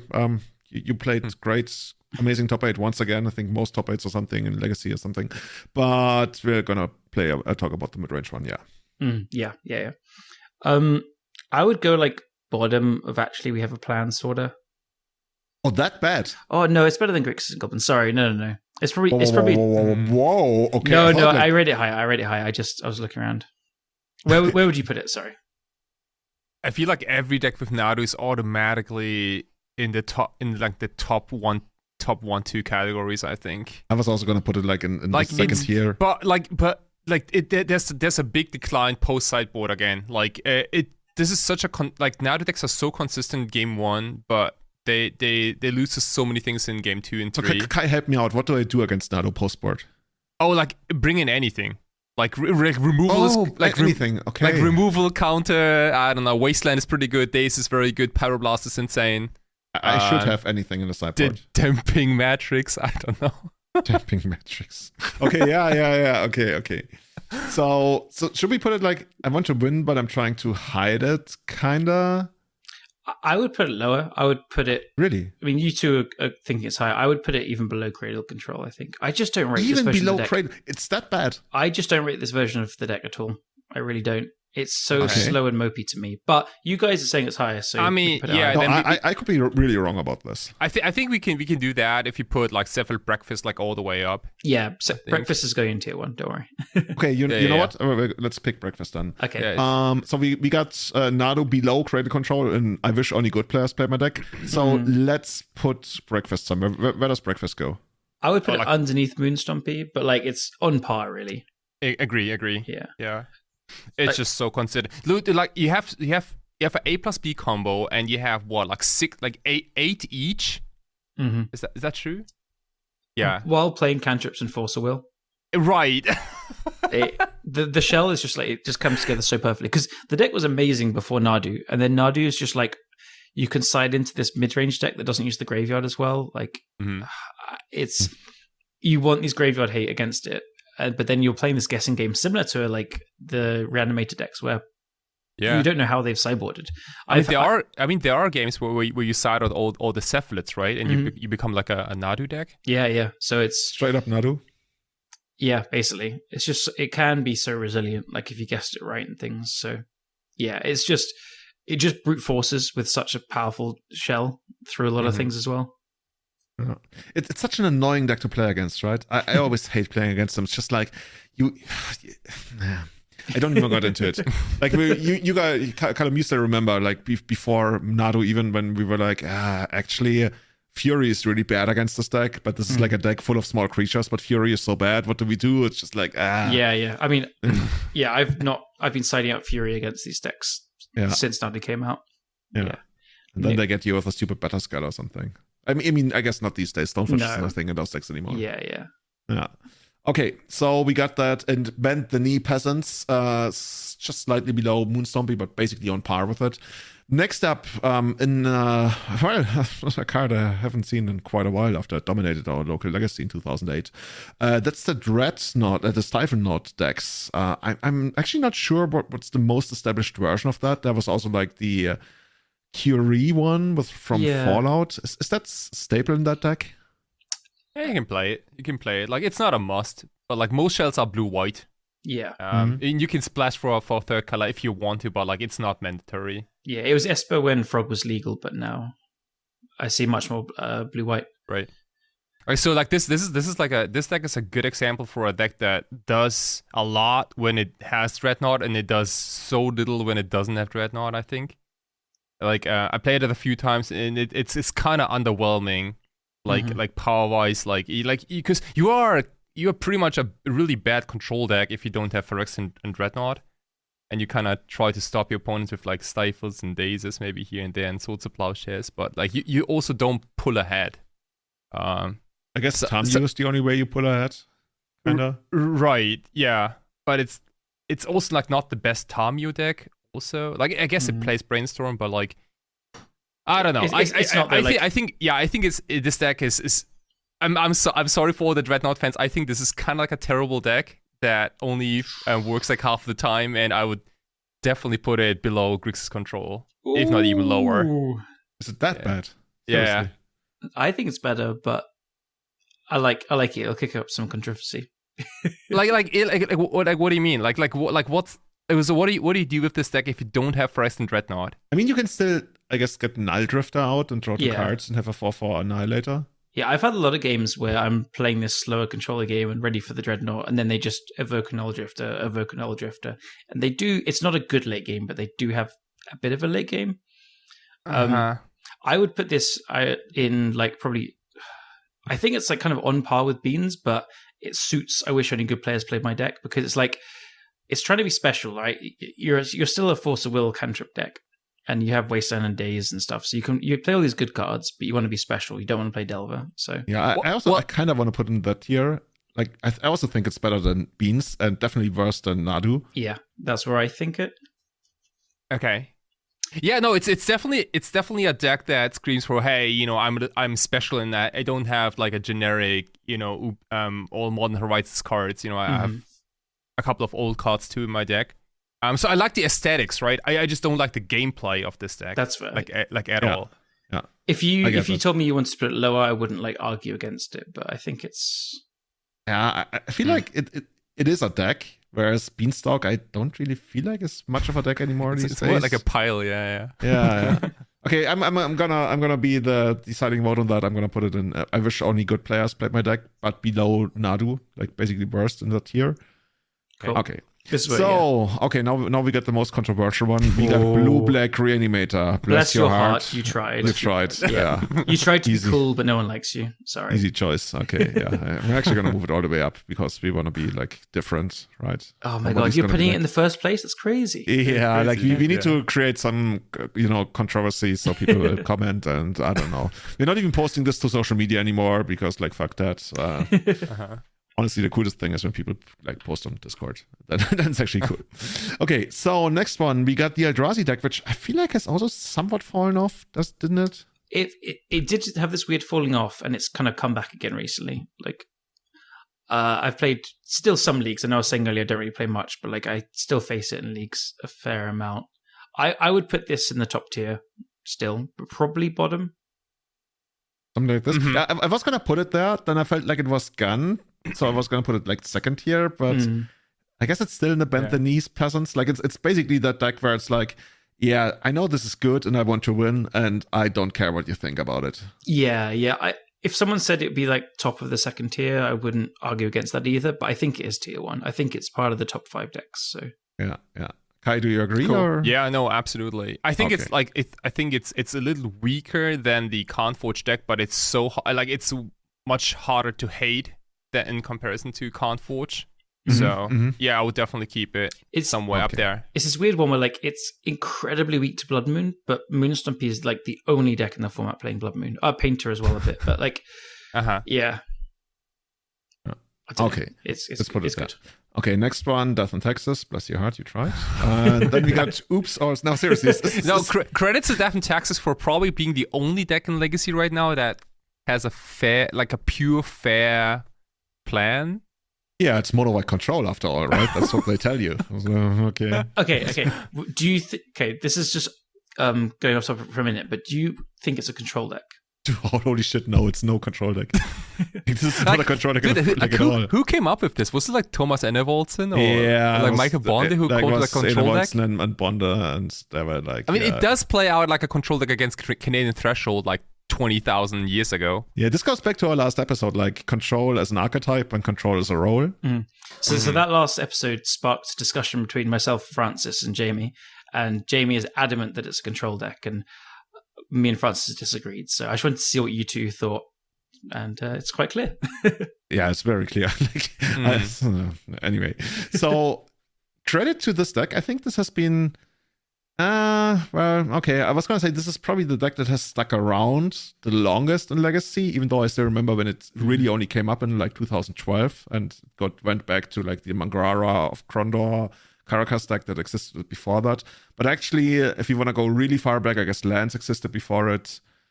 I want to just like say that Death and Taxes is a good example of a deck which could have very easily fallen by the wayside in power creep, but it has like a bunch of very good players that constantly iterate on it, like XJ and Luanil and stuff, and I'm sure there's many others. I'm not trying to just single them out, but a continuously like evolving deck where... Oh, actually, those are the two last guys playing the deck. Oh, really? Yeah. Yeah.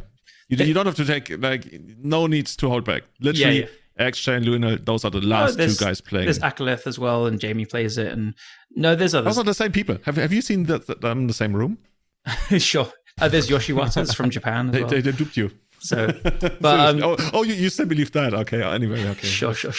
We'll not get into that. The deck has been like iterated on a lot, and every time a new card comes out, they'll like try it out and change it and stuff. And I think there's a lot of decks which I'm not saying the pilots of other decks that have kind of fallen by the wayside haven't tried, but I think you do need to add new cards. Like, I think Painter, for example, it's not saying me, but like other players, if we didn't add Fable and Saga and stuff, it could have just stayed Shortcake and not played Fable and stuff, and it might not get the success it has done as well. So it's just one of these things where Death and Taxes is a really good example of, just iterate on it, keep changing it, keep trying it, adapt to the metagame and stuff. And the deck, it gets made fun of, but it is quite good right now.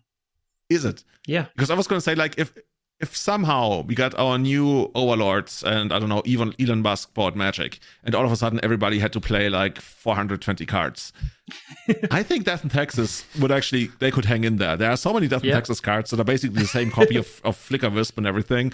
You like Snatched Bodyguard or what? I don't even remember what it's called. Body Snatcher, I don't know.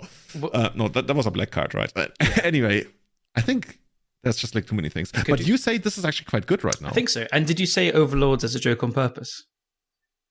No. Yes. But, yeah, very, very clear. I'm giving you here. Take it. It plays the black overlord of the Bale Merc, and it's good. Like, not every build plays it, but it's one of the ways you can do it.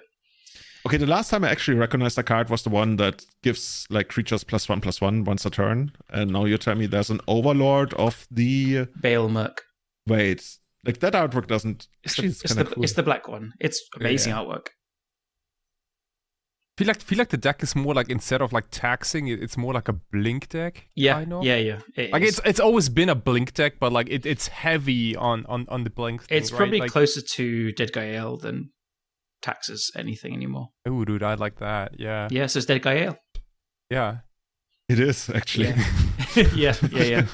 Okay, can we please have that Tight Hollow Scholar, please, back? Oh, God. Dude, fun story about Tight Hollow Scholar. That was like in 2010 or 11, I don't remember. We had a guy who usually only ever played Dredge. And all of a sudden he was like, no, I'm going to play that guy in Legacy. And he played 4 copies of Chromox. And I think he actually did quite okay at Vinogeddon. Did something like, I don't know, 7-3 or something. And we talked about it later on. He was like, dude, you know what the best card in my deck is? Tight Hollow Scholar, because it imprints and makes both colors. And we both know, right? Black and white is the worst color combination because they usually have like the hardest color restrictions and everything. He was like, this like smoothed it out so well for me, and I could like always imprint it and have perfect mana. Tell me you've not read Chrome Mox without telling me. You probably didn't read Tight Hollow Scholar because, Kai, you know why that doesn't work? Oh, I mean, it's an artifact, right? Exactly, right? Yeah. Like, we looked at it in the card, but hey, nice try. For like 10 rounds, and like nobody noticed. Like, what do you mean nobody knows? Like, this is an artifact. You can't imprint art. You can't imprint Chrome Mox into Chrome Mox. Like, I have a feeling that people just don't know that Chrome Mox text because an artifact on it is usually not a color. So that's why they probably didn't think of it. That's true. Yeah. I mean, back then, still. There were no colored artifacts back then. Tight Hollow Scholar was. Well, okay, but when it was printed, like right, later, 2005, that wasn't probably. Right. Oh, okay. Actually, trying to remember. Didn't we get that? Anyway. So, where do we put Death and Taxes? Like, if you say this deck is actually playable, and I'm quite putting good, it above Blue-Black Tempo. Whoa. Yeah, that really?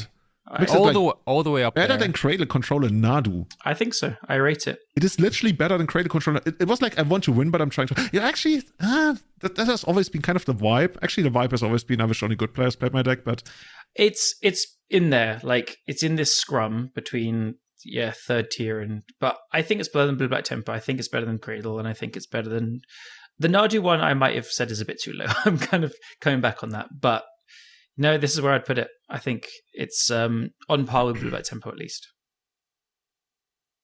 Mm-hmm.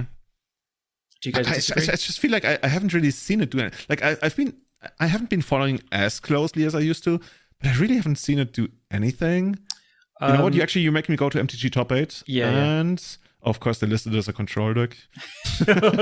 Okay, it's 1%. It's actually up there with Cradle Control, which doesn't really say much. But okay, what has been like its best finish lately?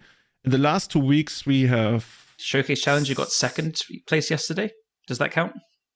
Okay, yeah, that's not up there yet. But we got Fujimoto Hideyuki in the Cup, 10,000 points, playing. Oh god, they always listen to Stoneblade. Oh god, this is a completely different deck. Holy shit, like MTG Top 8, get your stuff right. This is the Phyrexian Dreadnought deck. And you listed as Stoneblade, and it's actually Death and Tax. Oh no, I clicked on Stoneblade. That was my mistake. Okay, dude, Death and Tax is actually up there. Yeah, so it's actually the latest result is second place, which the Showcase Challenge they split yesterday. So it split the finals of the Showcase yesterday. Ooh, 2 non-blue decks in the finals. Yeah, true. Always loving that. Mm-hmm. Okay. Oh, yeah, true. Yeah, 7th place in the challenge last week. Second place. Thoughtseize these days. Mm-hmm. Yeah, they play good cards now. You know what's going to be the next big evolution, and nobody's willing to talk about it yet for Death and Taxes? What? Cutting Thalia? Cabal Therapy? Cutting Vile. It's not happening. It's not happening. Cutting Vile, I've seen talk about it. Really? I have. Yeah, I've heard about it. But also, they've cut Thalia a while now as well, which is like, it is much closer to Dead Gael, isn't it? Mm-hmm. Yeah. I just feel like it's. I mean, they play Yorion. I'm not speaking with any kind of like proper authority other than like me knowing everything, but I feel like maybe that's a thing that's gonna happen. Like, anyway, so it could, but I think Vile is a pretty important part of like this end game of Yorion with Caracas as well. That's true. Yeah. Maybe that's too crazy. Yeah.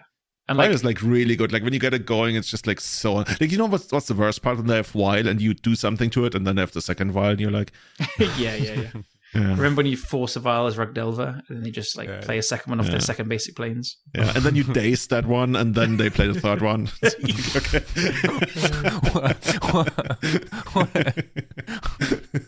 I don't know why they would play the second one in today's, but who knows? Well, if you have the third one, you could probably play the second one before your land drop to try and bait a daze to set them back. Or the second Force of Will. Yeah. Loving it. Okay, you actually kind of convinced me. I don't know if it's better than Blue-Black Tempo, but maybe it is. Mm. Like, we obviously have to cut this bit out because I can't be caught saying good things about Death and Taxes, but, you know. Callum, we cut out most of what you say in this podcast. That's okay. I appreciate it. Thank you. Cool. Good. Oh, okay. Here comes the big one. Oops, all spells. Where does that go? Man, because I feel like that deck is insanely good. Yeah, dude. This used to be such a meme deck. It's so good right now. Like it's not. the word good is not even like it's resilient, right? And it's very powerful against hate. I think like very macabre and surgical and stuff for a deck that can kill you turn 1 quite consistently. Right, and it plays Pact of Negation and Thoughtseize. Like all of these things were impossible back then. Yeah, the MDFC lands are just insane for it. It's crazy. Yeah. Like at this point, it can just like play almost like a proper mana base, right? Yeah, it's hilarious. I mean, a bunch of games I've had them go land tapped go, land tap go, land like Thoughtseize you, and you're like, I'm just fucking dead. Like what? What do you want from me? Yeah, but before that, they'd be having to like go to discard because they can't play lands really, and I don't know. Yeah. I'll put it like almost way up there, like, you know, in the first category. I'm definitely going to put it in the first category. The interesting thing is, to me, do I put it like above or beyond Dragon Stompy? And I kind of want to put it above. Oh man, is that crazy? Not necessarily. It still has like the mulligan problem, I think. But I would go between Eldrazi and Breakfast personally. Like this? Yeah. Mm-hmm. Yeah. So for our listeners, our top at the moment is looking like in Reanimator top, Moonstompy second, Breakfast third, Oops fourth, Eldrazi fifth. That makes sense to me, I think. Sure. Okay. Like, again, they're all in the top tier. They're all close. But for me, these are the 5 best decks in the format. You know what's actually interesting to me? Kai, I remember before Eternal Weekend last year, when we recorded in like October, November, you called this out as one of the best decks. Like, I think... Didn't we like tease it? Hey, Kai's got this new deck, and you will never guess what it is. Yeah, but I was literally nobody guessed it. Wasn't it the week before that I was like, guys, it's really good actually? Yeah, yeah. Like we talked about it on the cast, but I ended up just being too lazy. I thought like the idea was like, oh, it's too complicated, because then all of a sudden like one of you guys linked this idea of, hey, we can actually win through 5,000 pieces of hate if we just follow this guideline that you have to memorize. Yeah, and that's about right. It. I mean, that's also like the one of the problems also with this deck is like it's not very cool to play that deck. Like I think you can make it really cool. You can, but like, you know, like imagine like if you sit down, you give your opponent like a handshake and be like, hey, you know, let's have a good game or something. Like, let's have a good game or 2 or 3, and then you go like MDFC land, Chromox, I don't know, Thoughtseize you, and then kill you next turn. Or... I think that's really cool. Is it? Yeah, because like you completely destroyed them. Yeah, but like the individual cards are not very cool. And I'm saying this as a Dark Ritual player, right? But like, I don't want to cast a Dark Ritual off a MDMC land. Yeah, okay, I see what you're saying. It's just like that whole vibe of using all this trash, because the entire deck is trash, right? We just like we put together trash, and all of a sudden it just like becomes amazing. Yeah. So I don't know. Like it's bizarre because like I used to like the Spanish Inquisition deck like from 20 years ago, and it's so similar, but Cruel Bargain, baby, bring it back. Yeah, Infernal Contract, dude. Maybe you should like play that in the sideboard. By the way, the sideboard, doesn't it like play that stupid rotting Retrosaur or something?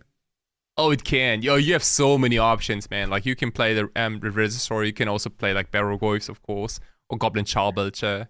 Yeah, Charbelcher has been around for a long time. They used to do that like many years ago even. You can do so many things. There's like no strict rule on what you should play in your sideboard. You can also see like a couple of Thassa's Oracles too. Yeah, because they have all the blue lands. You can just go like 3 Oracles from the sideboard, and then you just cast them. Yeah. But I've seen that many times, and that way you get around Graveyard Hate, right? Yeah. Right. Except for, I guess, Endurance. Endurance you don't beat with that, right? No. Yeah. Well, okay. I guess that's about who plays Endurance these days. But like you can Pact of Negation it, Therapy it, Thoughtseize it, like. Yeah, that's just too much. Yeah. Yeah, that deck is really good, and it should not be a thing in the format because it's, as Kai said, it's stupid. Seriously. Yeah, this is for as cool as I think it is, kinda, just because like I have this soft spot for using all these crap cards. Like if I played it, I try to get it like all mismatching artwork, languages, whiteboarded as much as I can. Like, you monster. Use the stupidest anime sleeves I can find, and I don't know, I would just put on a cap with like a, I don't know, thing that spins on my head. What's the Autosler thing? You know what I mean, right? I try to be like super casual about it and then destroy everybody. Yeah, and play like an S tier deck. Yeah. Yeah. But with those anime titty sleeves, I don't know if they're allowed. Probably not. Dude, I could never look in the mirror, seriously. Yeah. Okay, so next up is Painter. And actually, there's 2 versions of Painter. Callum, what do you think? Because I've seen the blue version do really well, the one with like 4 copies of stock up. Yeah, honestly, it seems to be doing well. I know Stefan Schultz played it, so it's probably quite good. That's my basis for it being good. You just won me over big time. Yeah, but I've not really seen it before a couple of days ago, and I just don't know. It looks good, though. Like, it has Force of Will, it has rings, and has lots of fast mana, so like it's got to be pretty good. So I think it's a cool thing. I need to try it. It looks strong to me, but I have no idea where I'd put the blue one. Is that Stefan played it? So he's Mental Misstep, right? Yeah. He must have. I want to see the list now. I think he said he was 6-0 in the Showcase Challenge yesterday and then lost the next 3 in a row, all win-ins. Or something like that. Oh, looks like the Showcase. Oh, okay. Something must be wrong. Oh, they probably listed it as 8cast. Probably. I guess there's some overlap with 8cast here. Artifacts Control. No, it's under Painter. You see it under Painter? Like, dude, I'm so terrible at navigating websites. I'm going to send it to you on Facebook. Facebook. You don't have to call us out like this. Like, no people know that we're like seriously, like, who still uses Facebook? Like, we use it for our communication, right? Like, we have a Discord channel and we still use stupid Facebook. We're old. I want to get off Facebook, seriously. I'm literally only there for like 4 chats or something, I swear. Yeah. Didn't you want to send it to me? Oh, there it is. Oh, and Goldfish. Now here we are. Okay, let's look at this. Well, this is exactly what I expected. I don't know what I expected, but this is exactly it. What did surprise me actually was Fulgrim Monolith. True. Not that it's like wrong, I just didn't really think of it. It's not really common in Painter decks, and you just don't really put it together. But it obviously makes sense. It's fast mana to go with the combo, but also it's probably really a 1-ring deck as well, mostly. Mm-hmm. So yeah, I like it. I think it just looks really well built and really strong. So I've got to try it. So where do we put it? Like, is this significantly different from where regular red Painter would rank? I thought we were going to rank red Painter because it's still played loads more. Okay, let's rank red Painter then. But Kai is the only one unbiased. Where would you put it? If you say it wrong, we're going to get really upset. I mean, you got to put it like slightly above Doomsday, and that's all I know. we haven't ranked Doomsday yet. Okay, then. Okay, no, actually, now it's hard for us because now we have to rank Painter first and then Doomsday. True. So now we have to make the call. Okay, no, that's easy. Doomsday just goes right below. Okay. So seriously, where do we put it? Like, I feel like Painter for the longest of times was, and I want to win, but I'm trying to hide it. But I'm not sure it's there anymore. Yeah. I wish only good players played my deck. I kind of feel like it's like Cradle Control-ish. What do you think, Kai? Yeah, kind of. Like it's. I think it has a lot of like similar vibes to a Cradle Control deck, where like people in that bubble are so invested in this archetype. I couldn't agree with that more. And it's kind of hard to get into that bubble, I think. There are bubbles within the bubble. Like, yeah, dude, like you can't just pick up a random Painter deck and, I mean, you can, but like you're probably gonna do like a million mistakes, and it's just so unintuitive, I think. Like if you walk into a Painter club room and you suggest playing Enlightened Tutor, people are either gonna kill you or kiss your feet. No. That's so wrong, because the Enlightened Tutor players don't want any more Enlightened Tutor players either. Really? Is that how it works? It's totally an old man's club. Oh, it's a cult. Dude, it's a cult. Look, if you don't know, you know. You don't know. It's just that's it. Okay. So it's like if you go into like a gangster-owned bar, then there's a table you just never sit at. That's them.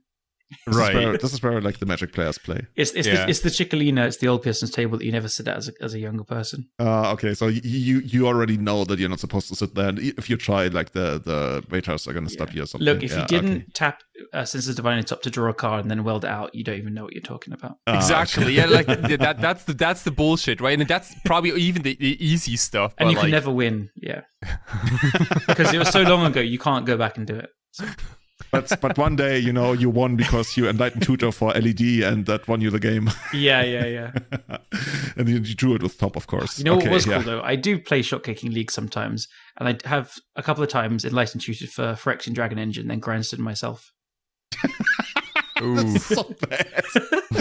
Hey, it was draw 3. Don't know what you want. Yeah, for 16 mana. Yeah. Actually, it's only draw 2, kind of. Anyway, okay. Yeah. Okay. I agree with where it is. Like, it's. I mean, you could do that again, even if you actually you can't, because you can't follow Stronghold back after you've. But you can anyway. Okay, I'm having the stupidest ideas. I don't want to sit on the table. Just play Pull from Eternity, then you can do it. Yeah, that's the best one. I played that in Standard, back Nice. when I played Standard. Anyway, so does it go like above or beyond a Cradle Control? Oh, it's got to be above Cradle Control. I was gonna say so too. Yeah. Yeah. I think so. Okay. It's so hard to argue with you guys in the cast. Well, the thing Do is, you disagree? I know I'm biased, but yeah. Not necessarily. Okay, so you do. Yeah. Do whatever you want with that painter deck. I don't care. We're gonna put it beyond. Actually, you play Cradle Control the most of us, even. Yeah, but I'm not like, paper. Dude. Yeah, but like I'm like the one below you 5. You knew how much Sky the Cat was worth. Yeah, because I looked it up earlier today, dude. I'm not invested in that stupid cat, dude. You are. Trust your feelings, seriously, dude. Honestly, I never want to buy that cat, dude. It's such a. It looks so cheap and stupid, and I just hope that it's like the flavor of the month. But that doesn't say much. Oh man, I will do that instead. I would just play four Tarmogoyfs. Ugly as the One Rings, the Ed Hardy ones with like the puke on it. Ed Hardy. They look Ed Hardy. They do. Yeah. Okay. Next up, we got. Old people come along. We got Lance. Just here for the vibe. Lance. Oh man, dude, I feel sorry for Lance players. I think it's the actual we have a plan sorta category, because like Lance sorta has a plan, but they don't. Especially recently, I feel like they're doing right now is trying to catch up with the rest of Legacy. Which I think that there is a build recently that has a player Sprouts. I added Malevolent Rumble to the deck, and I think that was a big power boost to it. Oh, is it? Yeah. Okay. I think it's like, but people haven't caught up to that. So there's like 1 or 2 builds which no one else is really playing. That a couple of like, I saw Jarvis trying messing around with Malevolent Rumble as well and stuff. Okay. So I think it's okay, but it's still lower because it hasn't really caught on. Yeah, I can see it. It's kind of like a mulch kind of card, right? The thing is, I feel like Lance is trying to Ponder, maybe. I feel like Lance is trying to stop something that nobody's really trying to do in the first place. Kinda. Exactly. Like kill small creatures and control the mana base. It's just like It doesn't even kill small creatures because like it hasn't played Punching Fire forever. Yeah, true. It plays swords. But if your Lance deck is playing 4 copies of Swords to Plowshares, and I know they've been doing that for a while, it's just like but like even other stuff, right? Like Disruptor Flute main deck, Pith Needle main deck, Soulguard Lantern main deck. Like all these cards are all that bullshit, and then you lose to like, I don't know, like a Crawworm deck or something. Yeah, what are you gonna do? Said no one ever. I got Disruptor Flute on your Crawworm. You got the mazes. You have the worm covered. Do you still have mazes? Yeah, like 1. Yeah, maybe. I got 4 Crawworms. There's 1. Yeah, the build, the player and build that I'm thinking of, a player called Sprouts, and I'm looking at their last list. It's basically mono green, but it has like Crop Rots, 3 life from the loam only, and then 4 rumbles. Guys, seriously. Also, Once Upon a Time. So it's more like it's closer to like mono green depths than the old lands that we know. I feel like this is just like the one way that Lance still keeps around, because it has ways to close out the game quickly and do that kind of stuff, and crop rotation for Ancient Tomb and yada yada. But I'm gonna put it in just here for the vibes, and I think it's controversial, but I also want that deck in just here for the vibes. No, I agree with that actually. I think lands, which is like historic classic lands with like Port You, Wasteland You and stuff, is down there. Yeah, but oh my god, that's so terrible. Yeah, that's but these newer versions are much closer to like depth decks than lands. Okay. So next one, actually we have 2 copies, two show and tell decks by popular request, and by that I mean Kai, because initially I was only gonna rank Omnitel, but Kai also wanted straight up Sneak Show. So why don't we start with Omnitel? Like where do you put Omnitel here? Kai, like since you wanted to make the distinction, give us your thoughts on this. Yeah, I think like both decks are not the best in the format, but also not the worst. They're kind of like right in the middle. I'd probably rank them as the I wish only good players played my deck, maybe. Yeah, kind of. I mean, like it's so hard because I haven't played a lot of stock up yet. But the card seems promising in both shells, in both Sneak and Show and Omnitel, especially in Omnitel. Mm-hmm. And I know from a couple of folks that they have been doing very well with Omnitel, like blue green and also blue white.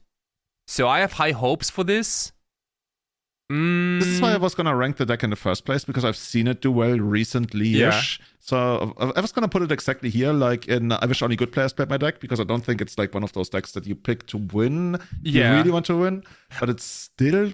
I would probably still put it like below Painter and probably also below Nadu. And we shall see, right? Like it might go up. As Sneak and Show is probably below Omnitel though. I think there's a few things I'm starting to see we could probably bump down as well. Like Grid Control and Goblins probably go down a little bit as well. And then like this. I think lands are still worse than them. Okay. So we just, I'm sorry, like the casualties, like, well, why you say fuck me for us? Goblins is like, when we didn't even talk, like you guys talk about Omnitel and all of a sudden I get demoted just here for the vibes. Yeah. But then I would say like Stifle Knot could come down as well. Okay. So after the big massacre, we just demoted Stifle Knot down to actually we have a planned sorter, which actually is true. Goblins moved down to just here for the vibes. So did Grixis Control, and well, lands is still on the same tier, but worse than them. The only thing that actually stayed in its own tier is Beanstalk. Beanstalk is still actually we have a planned sorter, but it's worse than Dreadnought, which I agree with. So now we got, actually the third tier from the top is actually pretty solid, right? We got Cradle Control, we got Painter, we got Nadu, we got Omnitel. Actually, I can see that. That's coming together. Solid. Okay, so where do we put Sneak Show? Because Kai, you really wanted Sneak Show in there. Yeah, like so definitely below the Omnitel deck, I think. It can stay in the same category if you want, but you can also put like below, like in the actual we have a planned sorter. So I would put it beyond Dreadnought. But above Beanstalk. I mean, I think it's a little more powerful than both decks. I think because it has a plan, right? It has a decent plan. And I just gotta ask like JPA. I don't know what his thoughts are. And also I don't know like how many stock ups you would want to play in a Sneak and Show deck, right? Like probably few, I would guess. Yeah, it's because it's definitely a 4-off in the Omnitel deck, but I don't know if it's a 4-off in the Sneak and Show deck. Probably not. Like maybe a 2-off. And if that's the case, then it doesn't really speak for the deck, I think. Yeah, yeah, exactly right. I think it's a 4-off. 4-off still. That's good. And I thought that. Yeah, I think it's a 4-off in Sneak and Show, and I think it's higher than you guys think. I would definitely put it above Omni and Nadu, and probably above Painter and Cradle. Whoa! Wait, so like how many Solents do you play? Like if you have so many 3-4 drops, probably play 6. Okay, that's Tomb, definitely 2 City. It's a little more than it used to run, right? It usually plays 5, which is like 3 Ancient Tomb, 2 City. It's kind of like classic. 3-2. I was trying to see any of the lists, but literally everything I see on MTG Top 8 is like Omni Show. Use Goldfish. It's much easier. But Goldfish is like so annoying. I don't know. I don't like the way Goldfish controls. But yeah, that's a great argument, right? Sure. I mean, if you like it, you like it. If not, yeah. MTG Goldfish. Anyway, because Goldfish makes you click so many things, like decks. Then you have to click. I'm not even sure where I'm supposed to click. Popular decks, metagame. Then you have to click Legacy. I guess it's the same on MTG Top 8. You also have to click a lot of things. Okay, give me a Sneak Show deck here. What's the most generic Sneak Show deck we got here? Romario Vidal. Romario. Let's check out what Romario was playing. Shout out to Romario if you're not a patron yet. Legacy Small Talk. Oh yeah, true. Here we go. Oh, they play 4 copies of Stock Up in there. 1 Omniscience, as they often do, for Sneak Attack, for Lotus Petal, for Days. No, there's no Days in there anymore, okay? I guess you gotta make room. Yeah. Yeah, I hate it. I don't want to play against this shit. I think it's good. I mean, I can see it. So like Omniscience is kind of part of the deck, right? Yeah, I guess stock up just makes it an Omniscience deck. Because it kind of looks like Omnitel with Splash Sneak Attack. It does actually, yeah, you're right. Which so it's pretty terrifying, honestly. Well, if that's the case, then it is sort of the same deck. Yeah. See, that's what I wanted to do. Okay. Okay. So let's actually delete it so we can avoid this weird discussion because we don't really know what the answer is. Yeah. Okay. So now we put it in. I wish only good players played my deck, but it's below Nadu. Is it better than Nadu? I think so. You think so too, right? I think it's better than Painter and Cradle as well. Okay, let's put it between Paint and Cradle then. Sure. Unless Kai has a strong opinion either way. No, I think it's definitely like wherever it is, like it will probably go up in the next couple of weeks. Okay, like slightly. Okay, in that case, we are future forward thinking. Then we're gonna put it on the top of I wish only good players played my deck. High hopes on stock up. My bias is showing, but Painter is better than Cradle. Painter puts up a lot of results still. Like it does top 8 a lot of challenges and stuff. It's consistently done well over the last couple of years. Whereas Cradle gets spikes, but I think less people play it. So okay. So we just sneakily moved Painter ahead of Cradle Control again, just also because it has a much better name. Seriously. Like, what is this? Oh, here comes our favorite. I don't even know what exactly this would look like. This is just Teferi, so Cheskai. Bottom. Bless your heart, you tried. Didn't it actually win something lately? Dude, put it in the trash bin. Unless it's like Wizard Tribal. That's a pretty cool arc. Okay, then goes to top now. Okay, we're gonna put it into Bless Your Heart, you tried, because actually you didn't. If you disagree with us, then shout at Kai on Twitter. On Twitter, because nobody else can hear it anymore. Yeah. Okay, here comes one of my favorite decks of all times, and I guess you guys share that sentiment, at least one of you. Cradle Control, Ruck. We can't call it Canadian Threshold. I guess we can call it Canadian Threshold, but basically Questing Druid, Ruck, Delva, Canadian Threshold. What do you want? Where does this go? Is this as good as it? I feel like it was really good. Then it was gone for a while, and I feel like it's kind of back. It's good. It's a good deck. It's a consistent deck. I would put it like below Blue Black Tempo. I think Blue Black Tempo is slightly better because it does more powerful stuff in general. But like the Temur like Ruck Delver deck it's like the classic Delver Tempo deck. And but you have so much discipline. Like if I love this deck like I do, I could not put it like that low. I think it's lower. I think it's lower. I think so too. Like I did my best to put it as high as possible. I just don't think it's that good. Like it's fine, but it's like kind of one of the worst Delver's been in a long time. It's actually kind of funny, right? How little. Like we don't really have tempo decks at the top except for like Blue Black Reanimator, and then like there's really not all that much. No. I mean, the thing is, like, I guess that's an episode of its own. Like, we used to have tempo decks. Now we have decks that just, like, they don't ride a tempo advantage. They just, like, kick your face in. Yeah. I would still put it, actually, at the top of this tier. I'd probably put it above Omnitel and stuff. Oh, okay. Yeah. So, like, I wish only good players played my deck. So, like, the third tier from the top? Yeah. Which I could see an argument for actually being a little bit too low, but I don't know. It's not in the top 2 tiers for me. Yeah, it does still put up a lot of results. You're right. Yeah, almost like on par with Eldrazi, but I think it's just a bit too fair. Like, I think it's a good spot. Like the deck could be a little bit better. It might be healthy for the format, but it's just like fine. Okay. Yeah. So we're gonna put it the best of the cool decks, kind of. Yeah. Okay. Now, actually, let's use these two first. So, okay, by Savatari request, we have Initiative. Kai, seriously, this is on you. Like, this is like an honorable mention to like a deck. Oh, no, it's an honorable mention. Now that I made fun of you. I think we like can put post-mortem. What happened to Initiative? Like, is there like a single reason why this deck dropped so much? Yes, there is. Look to the very top of the tier list. Oh, Blood Moon? No, wait, hold on. The deck that goes turn 1 or turn 2, like Thoughtseize you, discard your creature, reanimate it. Oh, right. Yeah. Okay. I think this deck is actually really, really good. I rate Initiative. I think it's a strong deck. It's just been completely pushed out by having its fundamental game plan. It's just very weak to reanimate and like discard and reanimate. Okay, so can we agree that like if once there's no Entomb reanimate in the format, then this is like an S tier deck?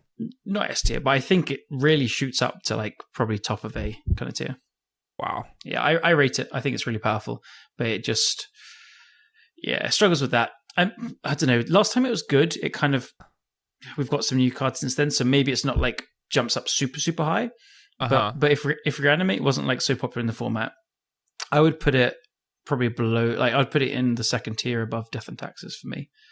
If reanimate wasn't that popular, but it is, but right? It is. So I would still put it like around Beanstalk Dreadnought.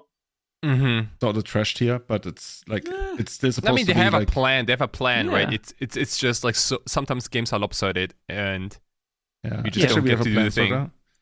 Yeah. Honestly, like this is kind of like this is the tier that you put decks in, so they can still feel good about themselves because they are not in like the trash tiers. That's just like this is how you control society. It's just like yeah. Kick down. Don't think about the billionaires, Don't think about the Moonstompies and the Blueback Reanimators. Yeah. You are still better than Lance. And they're going to try to take that away from you, but you have to fight.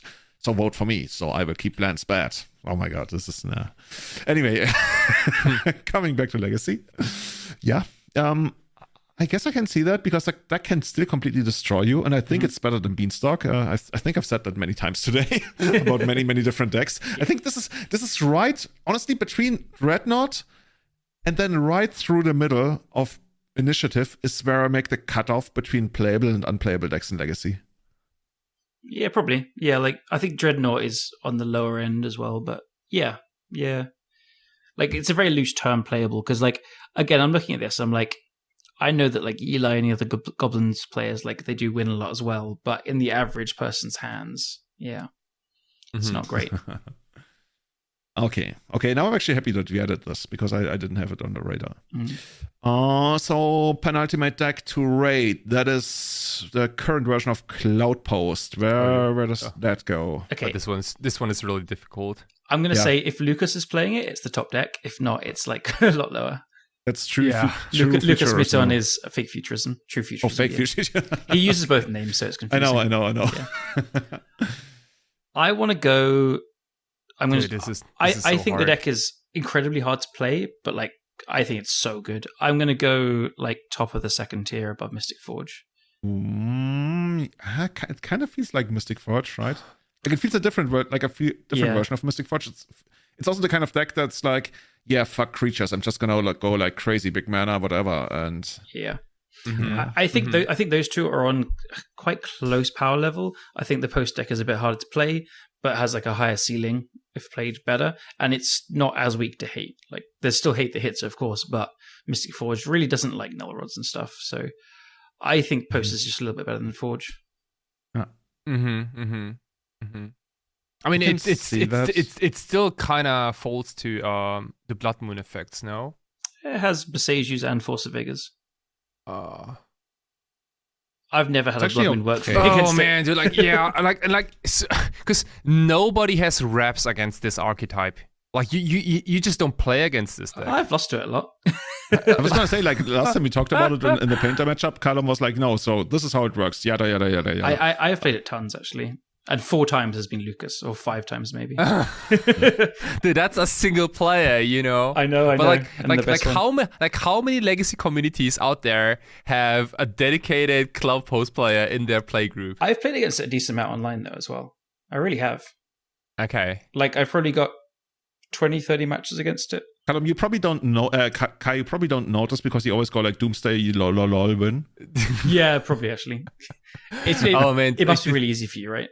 Yeah, but this used to be by far the best matchup for Doomsday. Yeah. Don't tell me you lose because they have Flute now. Well, you kind of lose to Flute sometimes. Seriously? Dude. Also like the Cozy's command, they can make a draw card, you know? They have so mean. And if they're really nasty, they play that stupid Cloudpost land that mills you. Oh yeah. Trench Post. It's a one-off. Trench Post, yeah. Hell yes. Dude, it's like Hypno Revelet, but like it's more like demoralizing. Okay, now you kind of convinced me. Okay, we're gonna put it at the top of I want to win, but I'm trying to hide it. I guess if it's Luca playing, well, I mean, he's doing a pretty good job at trying to hide it. Yeah. Because like no one has his deck on their radar. I remember when Mark Vogt played it for a while. He was like, yeah, this is really good. But yeah, okay, top of the second tier. So now coming to the last deck. And I just think last thing. By the way, Lucas, top 8 of the challenge last night as well.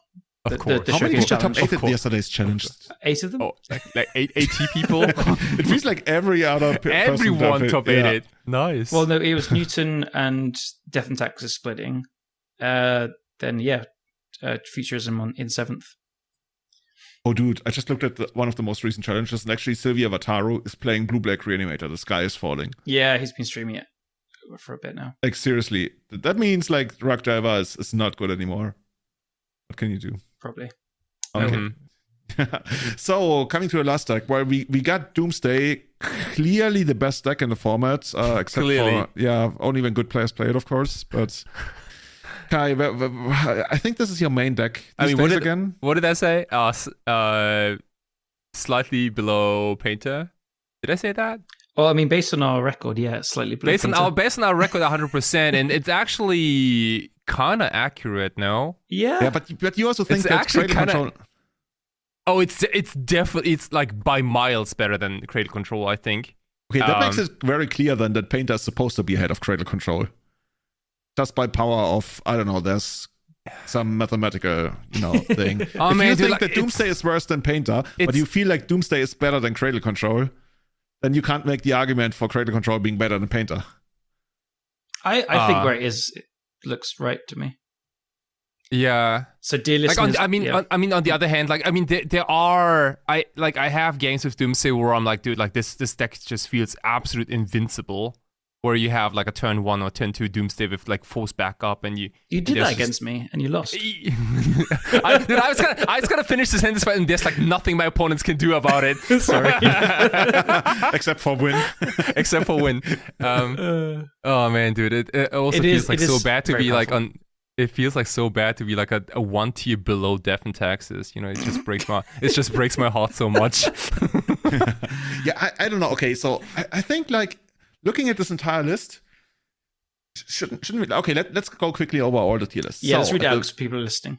Yeah. Okay, so we finally settled on this. Top tier, Bend the Knee Peasants, Blue-Black Reanimator, Dragon Stompy, Cephalad Breakfast, Oops All Spells, and Eldrazi. Second tier, I want to win, but I'm trying to hide it. Cloudpost, Mystic Forge, Death and Taxes, Blue-Black Tempo. Third tier, I wish only good players played my deck. Rock Delver, Omnital, Painter, Doomsday, Cradle Control, and Nadu. Now we're getting into the basement. Actually, we have a plan, sorta. This is the one where it gets colored orange, so you know what's going on. Like we're no longer in shades of green. Phyrexian Dreadnought, Initiative, and Beanstalk. Then, just here for the vibe, sorry goblins, also Grixis Control and Lance, and bottom tier, Chesskay Control. Bless your heart, Chesskay Control. Only on this podcast. Okay. So when I put this together, there were a couple of things I did not expect. Well, first of all, Initiative, because I didn't put it in. No, but actually, the one thing I did not expect is Death and Taxes ranking so highly. Is that really the case? Because looking at that list now, I feel like, really? Like, we talk about how these days Legacy, everybody's trying to kick your face in and like destroy you and like go over the top and like the mid-range is dead. And now we have this deck like reasonably high up. Yeah, that was like also like the one thing that kind of stood out, I think, when you read it out. I guess it's the Thoughtseized that hypes it out. I'm gonna stick with it. I know it's embarrassing, but I do think it's like up there in the format. That's the slogan of the decade these days. But look, it definitely keeps up with like basically everything, right? And there's like a hate bear for every scenario too. The thing is, like, if Death and Taxes, if they get to like live into the third turn without being destroyed, they all of a sudden become alive and they get like really good. And if they untap for the fourth turn, it's actually like an insanely good deck. It can also that's why they play Thoughtseized, right? Yeah. It can also just be reanimated by swordsing and solituding the creatures. Like, Oh yeah, Solitude is around as well. Yeah, it plays lots of basics for Moonstompy. It can like also just kill the Eldrazi's. Like combo is still its kind of weakness, but it does. Yeah, I don't know. Thoughtseize.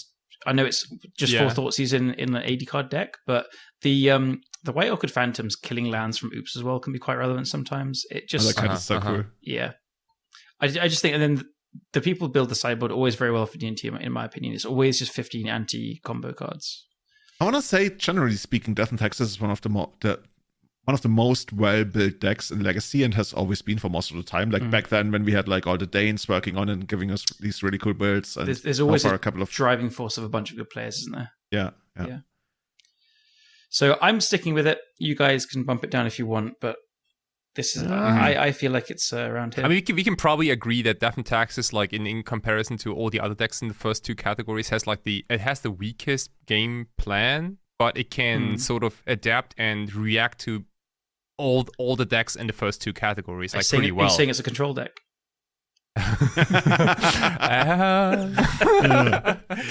Does it actually still play Mother of Runes?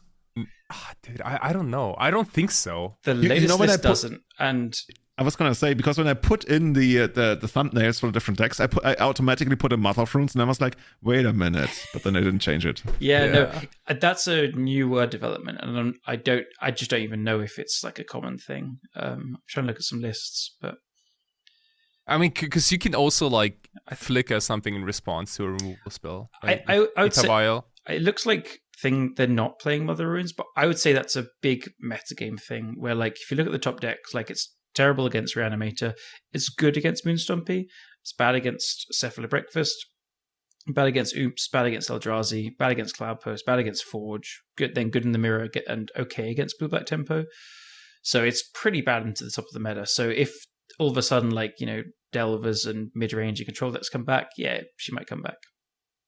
Okay. Actually, I'm kind of happy with where we are now. Yeah. Man, cool. I've managed to convince you guys that D&T is in tier 2. Tier 2 out of 6 as well. So buy your basic planes now. Yeah. Should we post this to the Discord? Yep. Before we release the episode? Yeah. So we're going to post it on Discord. And if you want to see this, you can also see it on everydayeternal.com. If you're listening to this, the episode is already out. Otherwise, we're going to post this in the Discord right away. So you can see it before it goes live, and you can like tear us apart. And then when the episode rolls around, you're going to be like, I'm not even going to listen to this. This is bullshit. When it comes around, Jeskai and Lands will have split a final of a big. Dude, that would be so amazing. Like, we should actually literally just like make Smurf accounts and make that happen. But that means we have to win and get to the final with Jeskai, and that's the easier part. But with Jeskai, yeah, true. Anyway. That was fun. Next time we're definitely going to stream it. I think it's really cool to follow along as we move these thingies. Actually, I love watching these tier list things. I usually watch it for breakfast or something, and somebody makes like the stupidest tier lists. I don't know, like the worst spots on your body where you can grow hair or something. Anyway. So, guys, is there anything else you want to share before we close it out here? Oh, no. Like, it was just a casual 2-hour episode. Is it 2 hours actually? Yeah, oh, dude, damn. it's 2 hours. And also, dude, I'm mind blown that Death and Taxes only plays 5 planes. What Still on the 80 card deck. This one I opened has four planes even. Dude, I feel like I keep repeating myself here, but like I thought that Death and Taxes plays at least 20 planes. I think you guys are just out of touch of the D&T. No, I didn't think that, especially not since they started playing Fetchlands. But I also thought the Goblins plays like at least 20 mountains. No, they're always like 3 or 4. Oh. This has been a long time since. Actually, they never played 20 mountains. They used to be of 24 land stack, and they had like 4 ports, 4 wastelands. Then I think this is just mountains. Kai kills all these decks turn 2 and then just sees like one basic. Yeah. And it's like, that must be all they play. Yeah. Oh, yeah. That's it. Cool. So I'm going to try to get this out reasonably soon. Otherwise, we already got plans for the next 1 or 2 episodes. We're really looking forward to that. The worst decks, baby. Yeah, should we just lock Doomsday in? Nah, dude. Like, dude, I got the prime. Oh my! I don't want to spoil it, but it's gonna be like the mono blue Sky Hussar deck. Holy shit! Like, yes, I forgot about that deck. Yeah, I don't know who it was, but it was on Star City Games like more than 10 years ago. Great catch, baby. Sky Hussar and Doomsday? Greg Catch, dude, yes! Yeah. Oh god. Okay. Dude, I like Curse Catcher, but no merfolks other than Curse Catcher. And so good. Martyr of Frost. Yeah, Martyr of Frost. Oh my god, I remember that shit. I'm gonna ask some friends for recommendations as well. That deck for president. All right. Awesome. Okay, guys, we're going to close it out here. Thank you so much for tuning in. If you want to support us, once again, Patreon.com. Give us the money, okay? It helps out. It helps big time. So Patreon.com/everydayeternal. Have a good time. Have a good start into March. And did I guys tell you? I might actually fly to Kenya on short notice. No. Oh, shit. More on that on the next episode. Have a good flight, yeah. Yeah. Awesome. So see you. Bye-bye. Thank you. See ya. Ciao.